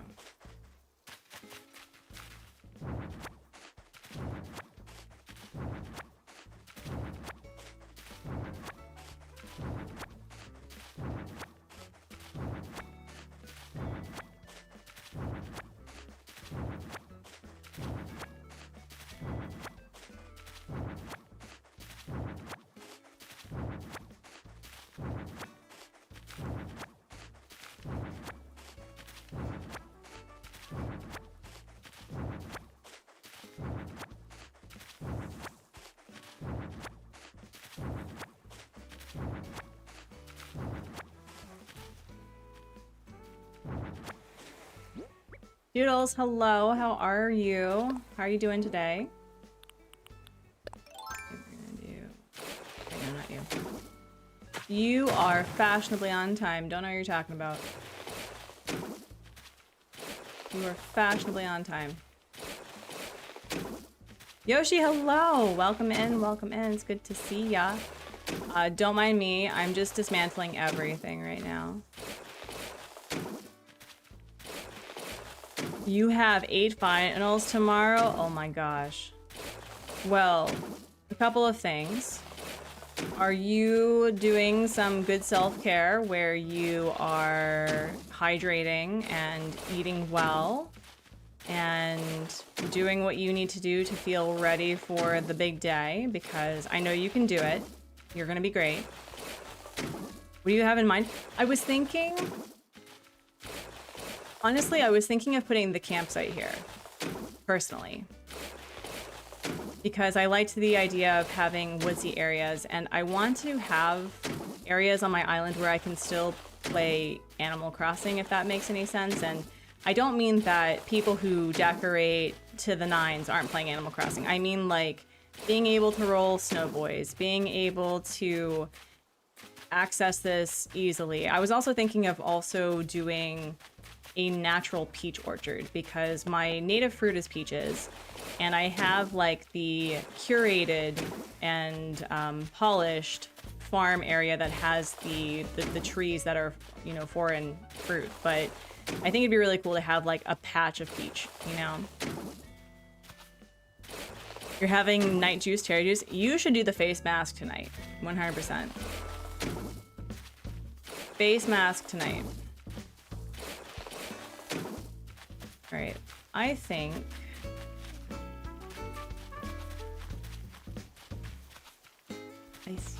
I'm considering having an incline that goes down this way. This is gonna look really weird though, but you know what? Don't care. Don't care. It's gonna be fine. It's gonna be fine.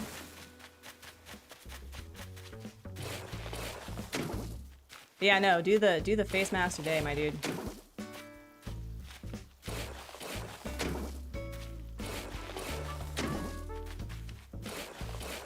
I didn't do my face mask yesterday. I planned on it, but I have been really focusing on self-care routines, and someone had posted about how much of a struggle it is, like with ADHD or with autism and ADHD, that doing self-care maintenance is very difficult to do when you're supposed to. And so I've had to retrain my brain. It's like, this was once very hard, but it's also really important to take care of yourself, and taking care of yourself is an act of defiance and a revolutionary tactic to prioritize how you feel about yourself and your body. And so I've been doing really well with like skincare, shower, like I showered regularly, obviously, brushing my teeth, which I'd gotten into the habit of only doing it once a day, and now I do it multiple times a day. Yeah, when we need it the most, it's the most difficult. Like just getting out of bed and washing your hair. Yep. Also, Anna, hello. But yeah, I've been working really hard to do that. And yeah, I think the plan is to have this go all the way down. Oh wait, no, we're not doing it that way. Just kidding. Just kidding, because this is where the incline's going. Then what we're gonna do is this.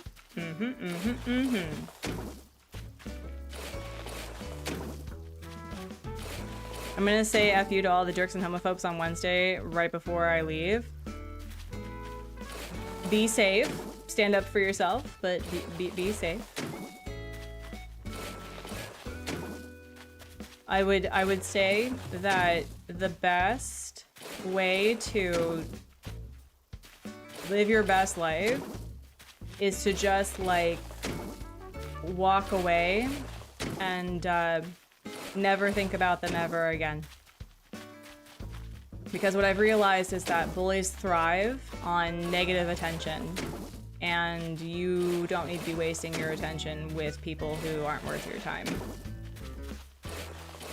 But that is my 2 cents on things. We're going to, I think we're gonna, yeah, we'll do that. Hello.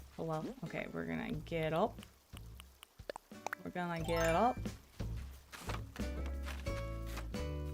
Honestly, I think the best medicine is just to do your absolute best, and then when you leave that school, you don't look back. Don't look back.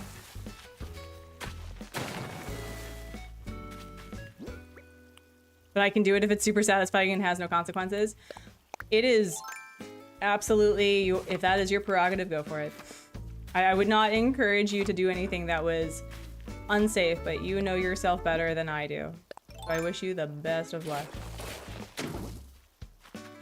I remember thinking about how I was going through my, oh wait, I think, do I still have it? Do I still have it over here? Maybe. Hold on. Oh, here it is. So, I mentioned that I found my senior photos. That, by the way, these were just the mock-ups. I did not bother printing them. So if you would like to see, hold on, let me do this. This is, let's see, where is it? This was senior me in high school. Yeah, this was my senior photo that I never bothered to get done because I was quite frankly over it. So I have like senior photos of me that, like, the mock-ups and stuff that I just bothered. So yeah. That's better than, I mean, listen, we were, that was kind of in the era that was sort of ending with people wanting to have mementos of their high school that was funded by the school. I don't know where my senior yearbook is. Quite frankly, there are things in my senior yearbook that I'm quite embarrassed about, so I'm kind of glad I don't have it anymore. And by that I mean there was a person that I was friends with since like 8th grade that was clearly having a very hard time. And I am not proud to say that I did not handle the ending of our friendship very well. And I was very petty. And so my realization about like my high school life is that I sincerely hope that me laying awake thinking about it is significantly more traumatic to me than it ever was to anyone else that I may have impacted negatively. And that, you know, I've apologized to people saying, hey, I did this thing to you and I still think about it and I'm very sorry. You don't owe me forgiveness. You don't owe me your time. I'm sorry. And they were like, what are you talking about? And I'm going, okay, well, clearly it was just me being a teenage jerk face and you got over it because you are a powerful, amazing human being. So there were things that like other people had wrote in the yearbook about this person and I'm just like, man, I don't need that energy. I don't need that energy. And you don't need to be scratching my chair. But yeah, the senior photos were the big thing. Oh, by the way, Doodles, do they still sell like year rings? Do they do that still? I must know. You must be like me where you remember things for a very long time. Oh, no. Anna, I lie awake. I lie awake thinking about it. I do. I lie awake of like, man, I really sucked at boundaries. I really sucked at boundaries. I was not a great ally to a few marginalized communities because of stupid things that I've said and believed. And I try really hard to recognize that being a teenager means that you have a lot of consequences and you have a lot of social pressure to not necessarily conform, but to like realize that if you are a jerk, you will have consequences. And that may be, you know, a teacher involved, or that may be somebody will get involved. So I like to think that I've definitely gotten better since the time I was a teen. Oh my gosh, Kayla. Year rings. Yes. Do you all not okay, hold on.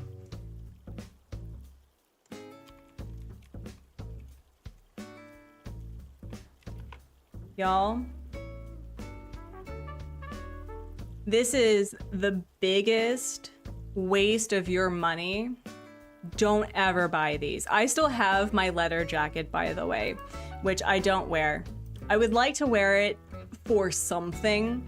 It still fits me, but like I just, hold on. Let me show you the cringe, y'all. I've dated people who've had these. Internet musings, hold on. So let me show you. So back in the day, back when people were actually really connected to their high schools, they would have these, will you stop chewing on me? They would have these year rings, and I don't know if they're popular anymore. Clearly they're not, because back in 2007, mostly boys, specifically sports people, would buy these rings, and they're like, oh yeah, I represent, you know, 2006, this high school, and I'm kicking you out because you are getting very silly. Yes, you are. Yes, you are. I love you much.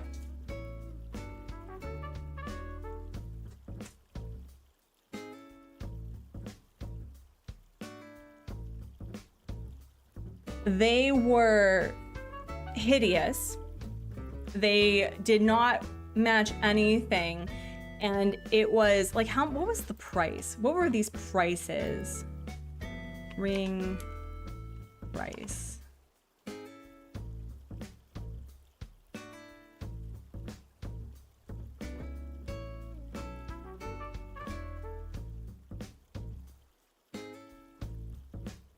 Sure, hold on. Let me see if I can find. Yeah, okay. Well, my school's changed. So these rings are nearly $400. They are nearly $400. That is ridiculous. And these are the things that, like, you may wear them your senior year. You may wear them after you graduate, but I'm of the opinion that unless you literally grew up with these kids throughout, like, not just high school, but like throughout other parts of your school career, and you liked them and you enjoyed your school, then, like, yeah, have these representations. That's very meaningful. And if you want to do it because, you know, you are the first person to graduate from high school, which is a major achievement, okay? Like, continuing on education past where your parents or grandparents, that is amazing. However, this whole notion of, similar to how influencers are all about monetizing memory or monetizing aestheticism, that is how I feel about school rings. And I'm just like, when will you ever wear this? Why on earth would you want to represent your high school when you're in college? And like, the whole thing about high school reunions, my high school, like, graduating year didn't even have a reunion because we were so apathetic. We didn't plan it, and I was moving. So yeah, I mean, why get them when Gen X and boomers found out an ex-girlfriend punted the class ring into a lake, into a field when she broke up with that person? No, seriously. They offered class rings to our freshman year, so you were able to wear it for 3 years. I mean, okay, like, listen. And I'm not yucking anybody's young, okay? I'm just very opinionated, okay? If these things are important to you for whatever reason, buy those rings, okay? Like, buy whatever thing makes you feel that you are part of the community that you want to be part of. But I was so sick and tired of my, like, schooling. I was sick and tired of the teachers. I was sick and tired of the people. I was done, and I did not want to have anything representing that on my person. So I was done. They keep trying to make my high school reunion happen. The previous class had one. 6 people showed up. People said screw it and went to a spicy club. No, and see, that's the thing too. It's like a lot of we are much more mobile than previous generations. Like my parents, like I don't think my parents go to their reunions, but like up until recently, all of my family members have been in the same state of which they were either born or where they grew up. And that's the same thing that's true about Hubsmod, where he's from Ohio, and a lot of his family members were born, raised, lived, and passed away in Ohio. And so it makes sense that if you grew up in this community and you like your community, cool. You know, like celebrate it, bestie, like you do you. But for me, one, a good portion of my experience with high school, a lot of those kids didn't care. A lot of those kids were immigrants who had different cultural expectations of what was going to happen to their future after high school. And so I didn't keep up with anybody.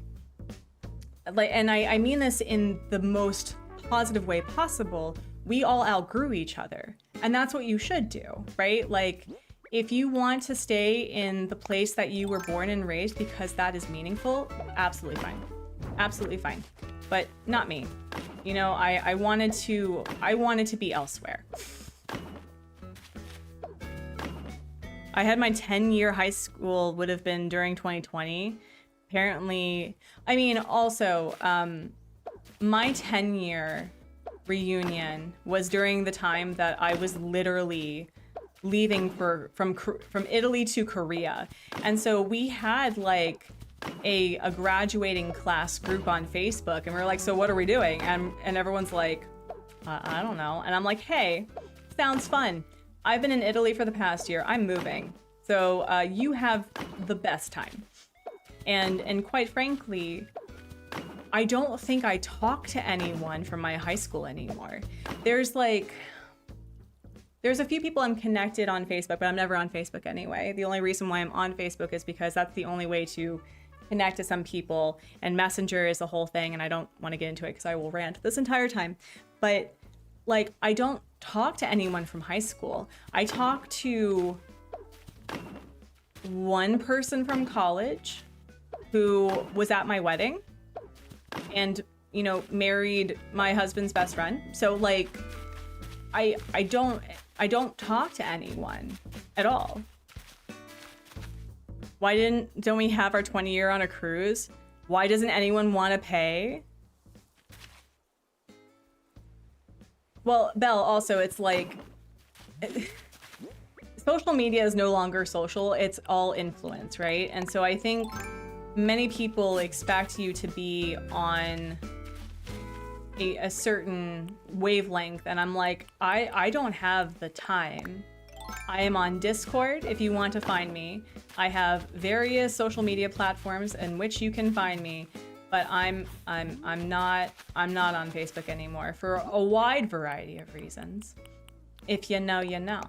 All right, I think, yeah, I need to make sure that I don't know if I can do this. I may be able to do this, but I'm a little worried that I can't do this. Can I put a tree right here? I think so, right? I think I can do that. Maybe. This makes me feel better about having literally nearly 0 friends at 28. I don't talk to anyone from high school or uni anymore. Everett, to be quite frank, it is so hard to be social in your 20s and 30s. And I remember having this realization that I was a social butterfly in college. Like, I had a wide variety of friends, and I spent time with all of them, like in different social situations. But when I graduated, that social comfort plummeted. Like I had nothing, with the exception, and I don't want to say nothing as in I didn't have friends. I did. I absolutely had friends, but it wasn't as easy to make those friends and maintain those friendships, because what they don't tell you about relationships in general is that it is work. It is work because people are doing their own thing. They are trying to just do what they can with the resources they have available, and they don't revolve around you. And what's so easy about being in school is that for 8 hours of the day, you are literally crammed like sardines in various rooms that and like activities where making friends is, you know, easier, right? I'm not saying that making friends is easy, but making friends is a lot easier. And when you move out into the world, you suddenly have to do this work that you weren't anticipating, right? Like you have to go out and do it yourself. And that hits people really, really hard. And I'm very grateful for the fact that, you know, I have a friend that I have been friends with since I think she was 13 and I was 14. We are each other's, you know, children's godparents, like with our respective husbands as well. And, you know, there's very few people that I would probably hide a body for, is one of them. So it's like finding friends, and I think having the expectations for friendships is very different in your 20s and 30s. And I've worked really hard to find ways to, one, be social and also make connections, but also not have this expectation that every single person is going to be this close-knit friend. And, you know, giving yourself that leeway to not pressure anyone to be more than what they want to be, but also letting yourself be okay with being by yourself, which is something I had to learn in my 20s too. I made a single friend all year and I barely even talked to them. Well, again, like I don't know your situation, but I do feel that we just really don't have these conversations when it comes to big life-changing events, because life is a series of cycles and changes and, you know, phases, right? Like everything's basically a phase. And eventually the friends that you had in high school, you may outgrow because they are on a different path. They want to do different things. Sometimes, unfortunately, they become toxic or you become toxic and they need to, or you need to protect yourself and vice versa. There's a lot of different reasons why we change, but like the very fact that they focus on monetizing memory. Like I was bothered by this when I was a teenager. I got my letter jacket because, you know, I went to nationals with my choir group and we kicked ass, and I was like, you know what? I want to wear a letter jacket. That's mine. Oh, you just moved to a different school. Yeah, that's always very difficult. So, I mean, I also remember, and I don't know if anyone else did this when they entered college, that I had made a conscious decision. Like I was actually sitting, I'm like, I want things to be different for me in college. I want to be more spontaneous. I want to try new things. I want to make a lot of different friends. And I just want to see where that takes me. And it did well for me, actually. I felt that I did a lot better than I had anticipated. But it's often a conscious decision that, again, we don't talk about, because this whole notion of friendship is so easy when we're kids, right? Like in pre-K, kindergarten, oh, you have the same color, that you love the same color, you're wearing the same shoes, you have the same plushie that you brought on your first day because you were nervous. Best friends for 10 years. And then we don't talk about the impacts of what it means to, you know, move multiple times, or when maybe you have a social anxiety, or maybe, you know, you were the weird kid and you had to learn to, you know, respect boundaries, both yourself and others. Same, college uni is a great time to reinvent yourself. I miss it.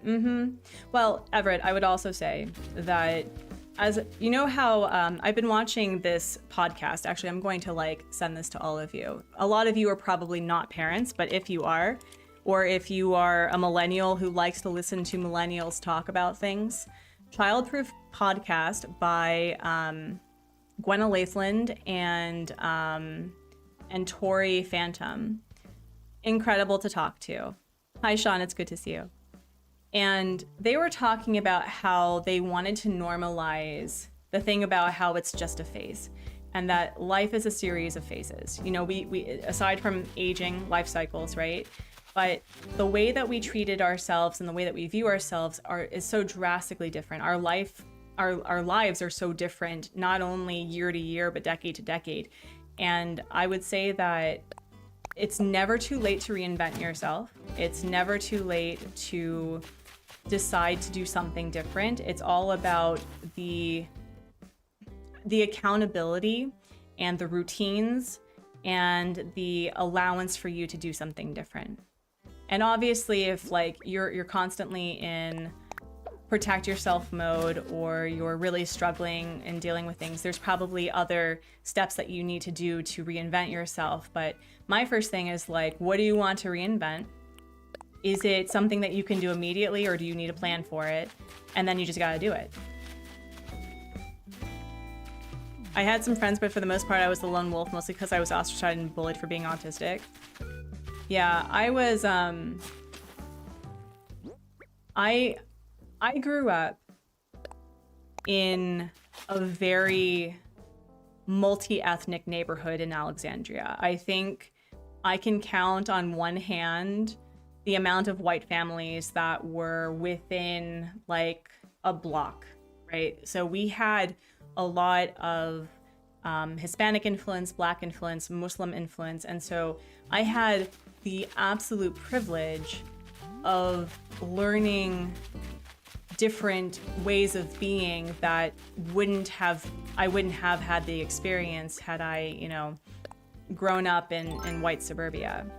But I also realized that I really didn't understand the struggles of what it meant moving here and what it meant to be an immigrant, especially in a place where it was rather racist, you know?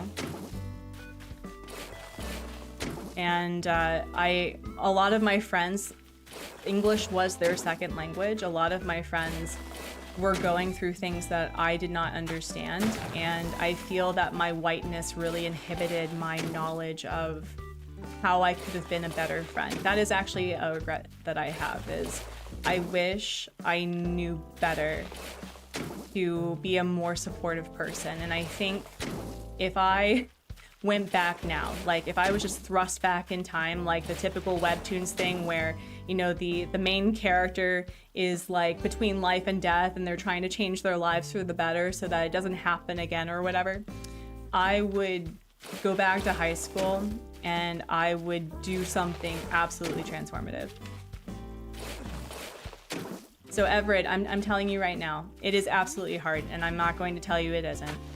And it's a learning curve and a process, but it requires being brave, it requires self-reflection, and it requires the allowance of treating it as a phase, right? Like if there is something very specific you like doing, I guarantee you there is somebody else out there that would love to geek out and be part of that conversation with you. I guarantee it.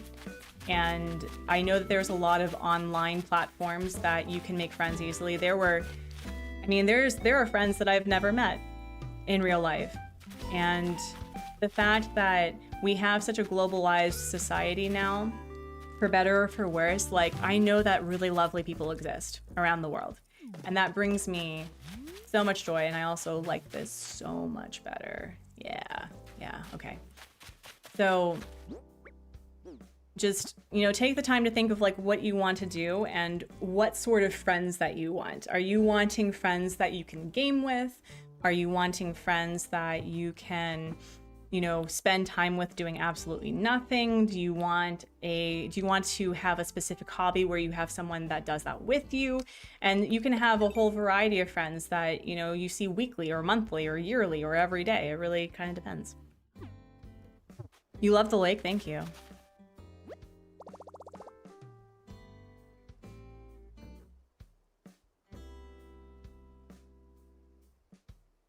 You worded that wrong. Yeah,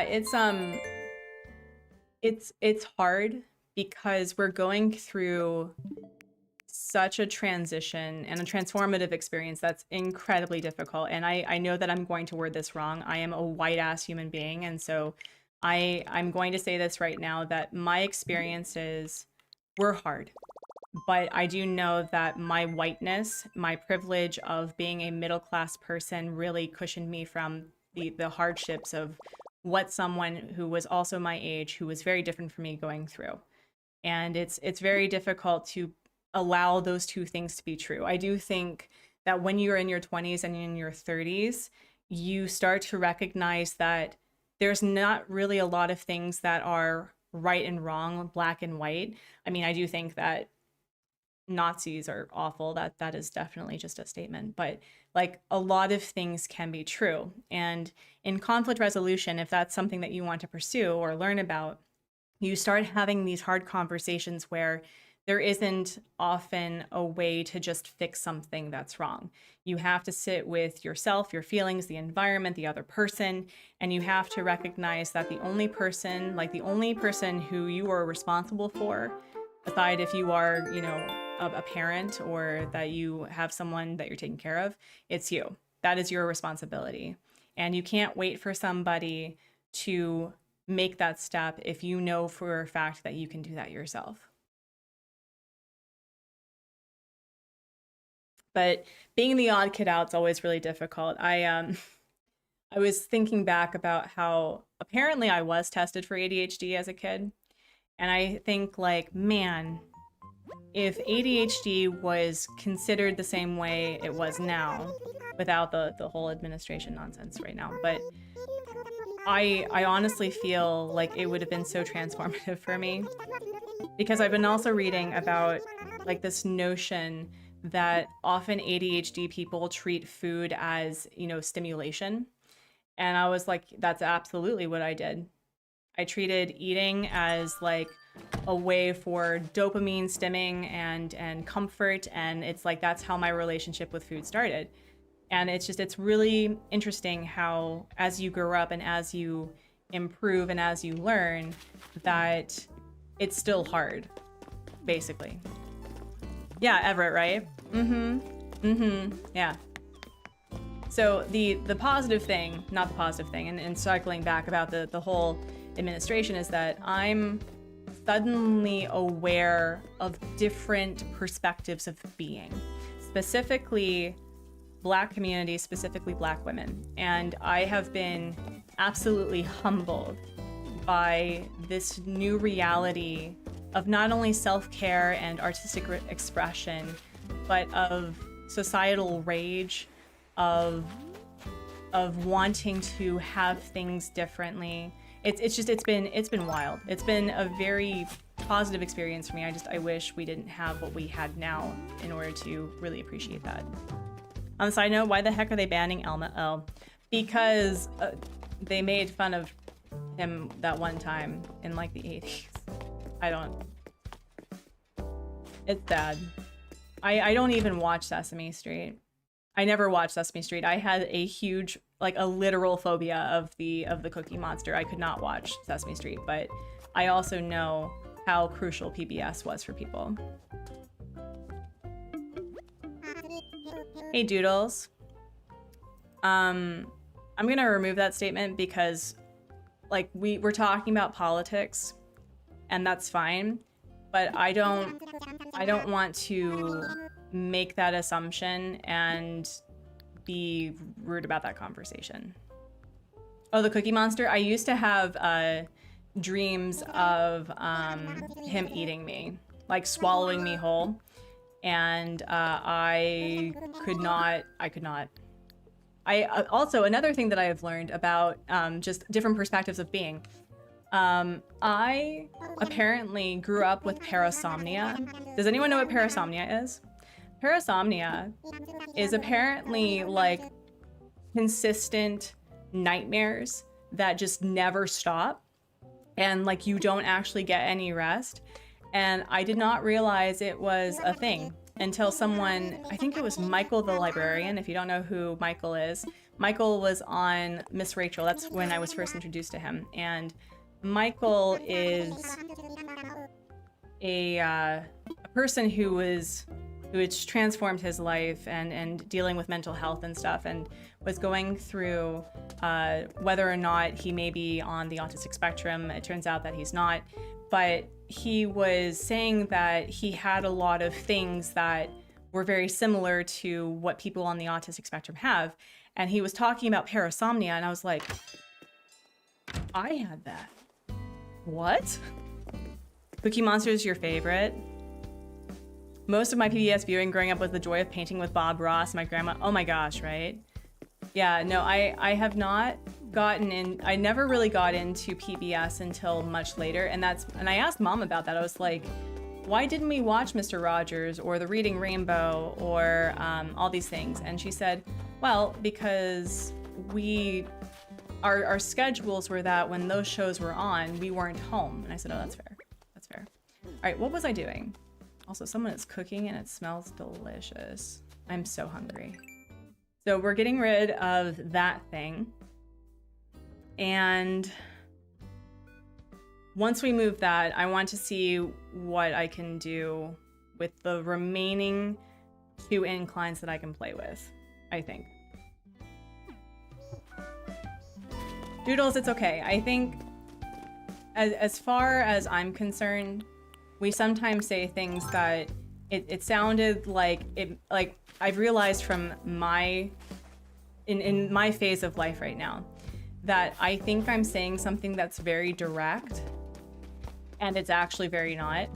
And I'm not trying to be passive aggressive, and I'm not trying to say something that is painful, but it's not hitting at all. And the one thing that I've realized is that I will say a thing needs to occur, and with HubSmod, for example, and then I will forget the follow-up. I'm like, and I need you to do this because my statement, I thought that was clear.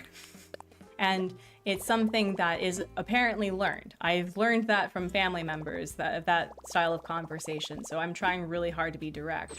But I've also really noticed that Americans are notorious at being indirect about their needs, specifically, because I guess being direct is considered rude. Big Bird's your second? Yeah, no, I never got into Sesame Street. And my son and I are still we're working through Miss Rachel, we're working through Super Simple Songs, but I would like to introduce him to Bluey again. And I do think that if I can support PBS somehow, I would like to, do that. So I will work through my phobia of the Cookie Monster if it means to save Sesame Street. I will do that. I will cosplay as the Cookie Monster. I won't actually. Respectfully, peace and love.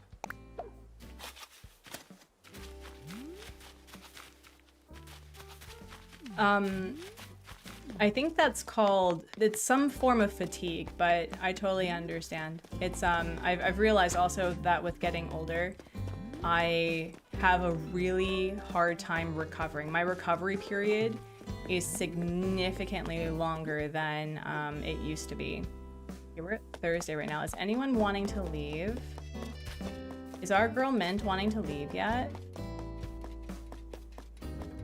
She's not home. Oh, she's sitting, living her best life. Okay. Okay.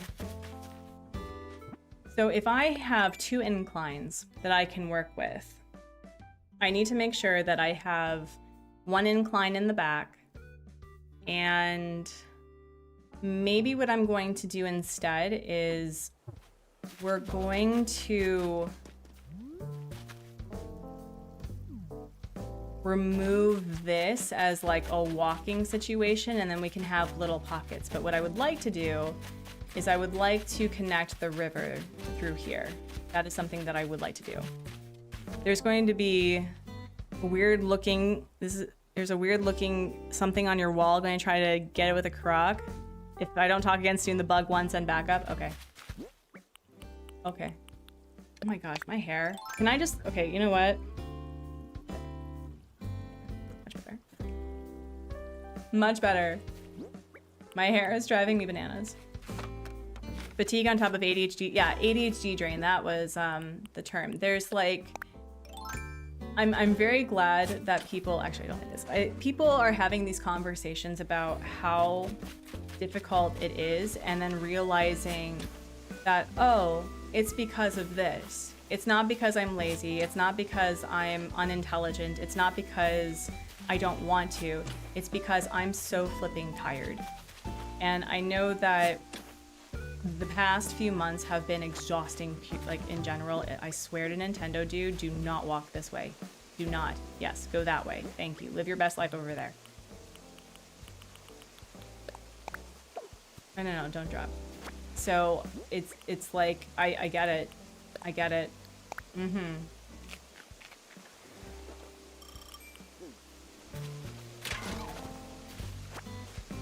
Wait, no. Here, hold on. We're gonna, if you walk the other way, bestie, no, go this way. Thank you. Yes, go around. Oh my goodness. Actually, wait, hold on. I need to fix this. Goodness gracious. Okay, we're gonna do this. And then, like right there. Mm-hmm.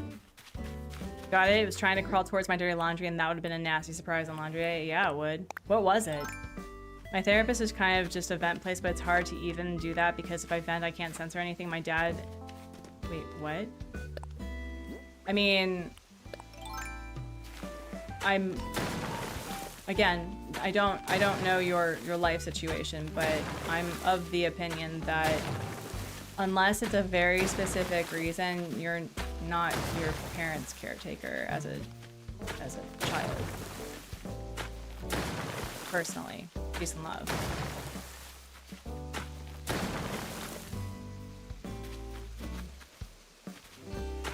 Doodles, that's what they're there for, though. Like you don't. I don't think that there would be anything about hurting their feelings at all. That's what they're for. Like, don't obviously be mean to your therapist, but like, that's what they're there for, is for you to be honest so you can work on things. It's not about them, it's about you.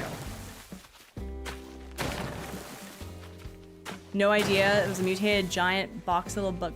Okay. So something from Helldivers 2. Got it. Got it.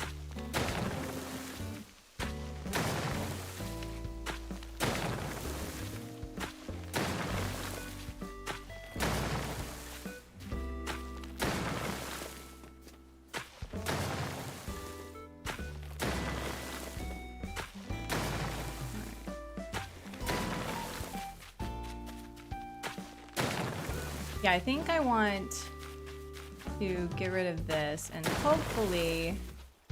Oh, thank you. Thank goodness. I can do this around you. I appreciate you. It's already gone. It's already switching gone. That's fair.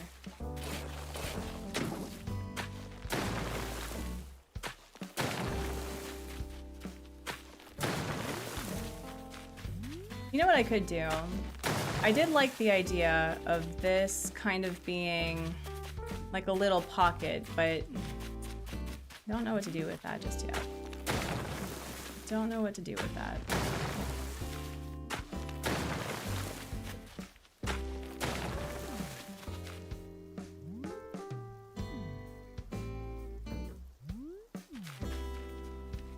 I have ADHD and my dad, and I all but guarantee I get it from him, and he's like, he likes me better on medicine. Ow. Ow. Ow. That is such a hurtful thing to say. Another thing that I like about the Childproof podcast, there was this trend going on with parents about the various problematic things that our parents used to say, like, I love you, but I don't like you right now. I'm sure some people have a response to that. Or why can't you be more like so-and-so, or other things like that. And this realization that you can literally just tell your kid that what they're doing is upsetting to you without having to like resort to saying that you don't like them, because that's hurtful. That's so hurtful.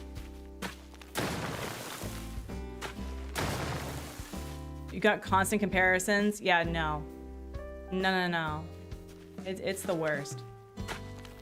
So I've been, again, like, I'm so grateful for the Childproof podcast. And again, if you want to listen to just two humans being hilarious, but also having good conversations that I honestly think is beyond parenting, it's just being a human, I highly recommend them. Also, just their content in general is really great.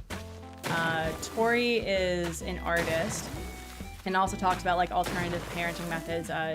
Has a hyperfixation of the American Revolution, and Gwenna has published multiple works. The one book I want to read is called Mama Cusses, and I think she also did a novella about like the afterlife that I also want to read at some point. I was never, yeah, no, it's the worst. And I'm sure that I'm going to say something that is deeply painful. Like, we're here to make mistakes in different ways than our parents, right? But I keep thinking about those those sentiments. I'm just like, geez, like you literally said that to kids. Wow. Oh. Wow. That was an inside voice sort of situation right there.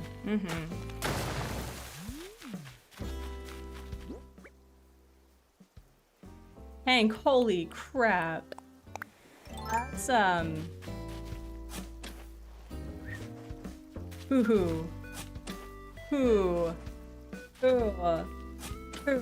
like, Jeebus.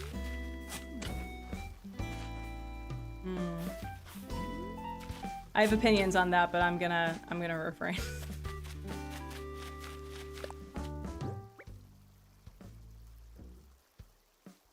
Yeah, no, definitely can see the struggle. Definitely can see that. Yeah. Wait. I'm kind of okay with having this go around, but I do want to fix this a little bit. Right. There, yeah.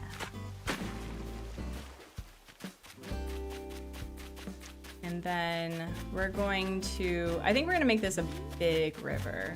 Yeah, so let's put this like right here, and then right here, and then right here, and then right here. Yeah, there we go. My dad just calls me and says good job and dismisses me. That sounds very militaristic.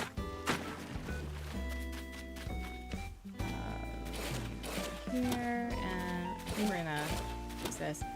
What, okay, are you having a thinky thought like you're planning on leaving? Or, because you're not allowed to leave, Graham. That is not allowed. So we're just not gonna bother with that. Thank you for getting up and following the butterfly though. That was appreciated.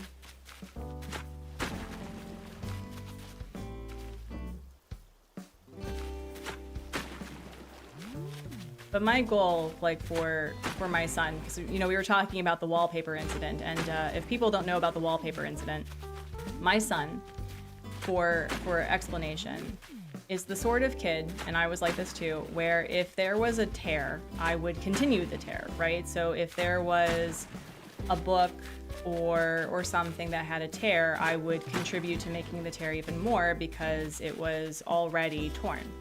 And so we've had instances where young little Babs has torn apart, completely destroyed books. And that's not because he is a destructive force of nature. He's just literally 2 or 3 or however it happened. But there was a slight tear in the wallpaper in his room. And we've been kind of struggling with nap time recently because he's progressively moving away from like being in the crib, right? And so he has free reign now to be in his room doing whatever he wants, which means that he's not often napping, he's playing, he's doing other things, which, you know, hey, it's his own time, he can do that, but I also know that he's very tired because of it. Anyway, there was a snag in the wallpaper, and he decided to pull at it. I'm actually gonna show this to you all. I don't know if you'll be able to see it. But we call this, I don't know if you can see this. You may be able to. Can you see this at all? I don't know. It's very pale, but the wallpaper tear is like the size of him, like from arms outstretched all the way from top to bottom. So he has destroyed that wallpaper, and, you know, we told him no. We were like, oh no, and he got, you know, upset that we were upset. And then the second nap time, we caught him, and he made it even larger. So now 2/3 of that area is completely wallpaper free. Yeah, you know, I love Gwenna. I think she's great, and just, you know, you can't, like, it's, the damage has literally already been done. You can't do anything about it, and, you know, we're not going to punish a 3-year-old for being 3. But it's like, what do you do in that situation? What do you say? Don't do that. Don't ever do that, right? Like, I don't know. Also, someone is calling. Oh, it's my lunch alarm. Oh, we have to end stream soon. Oh my gosh, I was just talking. And so I've been like sitting with this first hiccup of parenting. I'm like, I honestly don't know how to respond to this, but I know how I'm not going to respond, because I don't ever want our son to feel afraid of us for whatever reason. Like, you know what I mean? Like, but I also don't want him to feel like there aren't consequences to doing something like that. So it's been something that I've had to sit with for a bit, but I do know that there are certain things that I will never tell my son. And the one thing that I will never tell him is that I love you, but I don't like you right now, because that hit really hard for me as a kid. Like, I hated that sentiment. It hurts so much. Yeah, no, it's always hard. So yeah, we got a little we got a little intense there, y'all. But we'll be ending on a bubbly note, because we're at 35 likes on the stream, which is amazing. Thank you, friends. And I'm going to eat, because I'm going to be super honest. I actually did not eat breakfast, really. I had a protein shake, but I am a little hungry.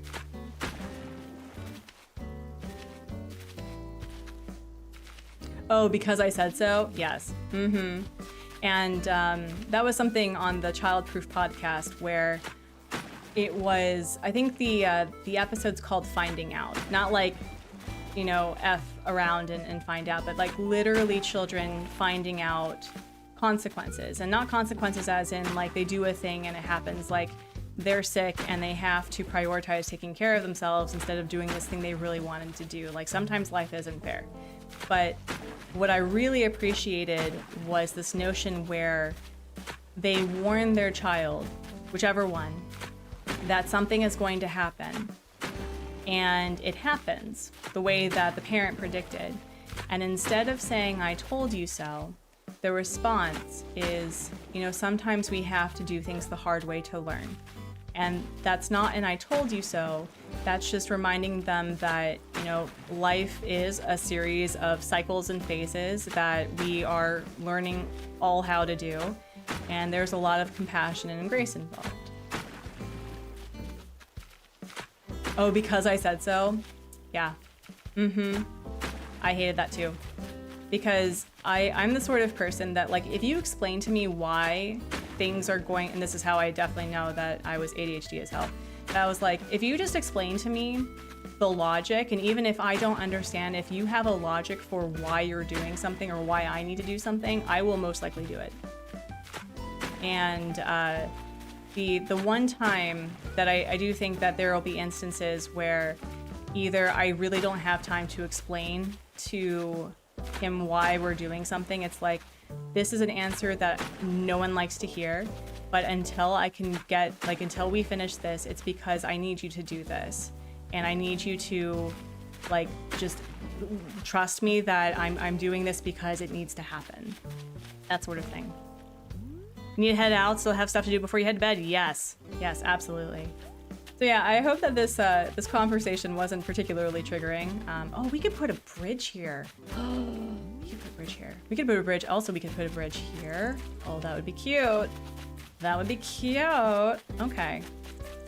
But my hope is that we'll expand this river all the way around so that it actually connects.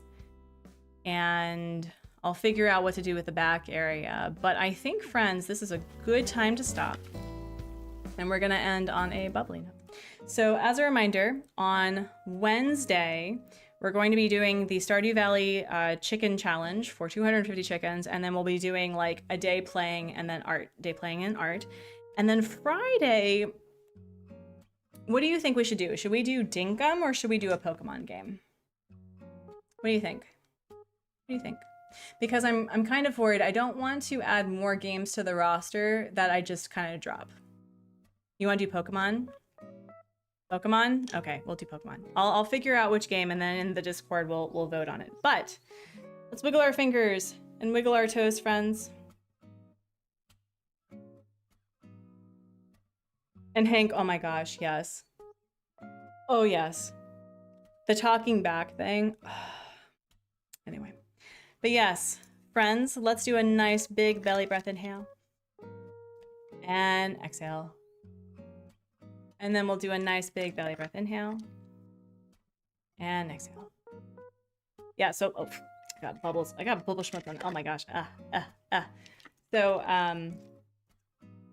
yeah, I'll think about it. I would like to do something that actually has an ending, right? Like, I would like to do something where there's an end point. And I know that Dinkum is kind of like Stardew Valley and all those other things where it's just you can keep playing. And I don't know if I need more games that are like that. But I'm going to leave you. Oh, wait, let's see if we can rate somebody. Hold on. Let's see. Let's see. Who haven't we rated?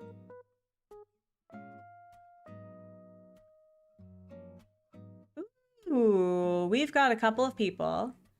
I have not rated Classy in a bit. I think I rated Classy last week, but let's do that. Currently playing Stardew and then switching to Fantasy Life. So she may be playing Fantasy Life right now. So let's do a hashtag Artsy raid. And I hope that whatever your goals are for this week, that you push through and take breaks and take care of yourself, and just leaving you with the sentiment that I leave on every live stream and video, that I hope you're being kind to yourself and being kind to others, making art and playing games and encouraging others to do the same. Always be kind to yourself, friends. Always make that time. And I will see you over at Classy for a little bit because I do need to eat. But thank you all so much for watching. And thank you for the raids earlier. I really appreciate it. I'll catch you in the next one. Goodbye.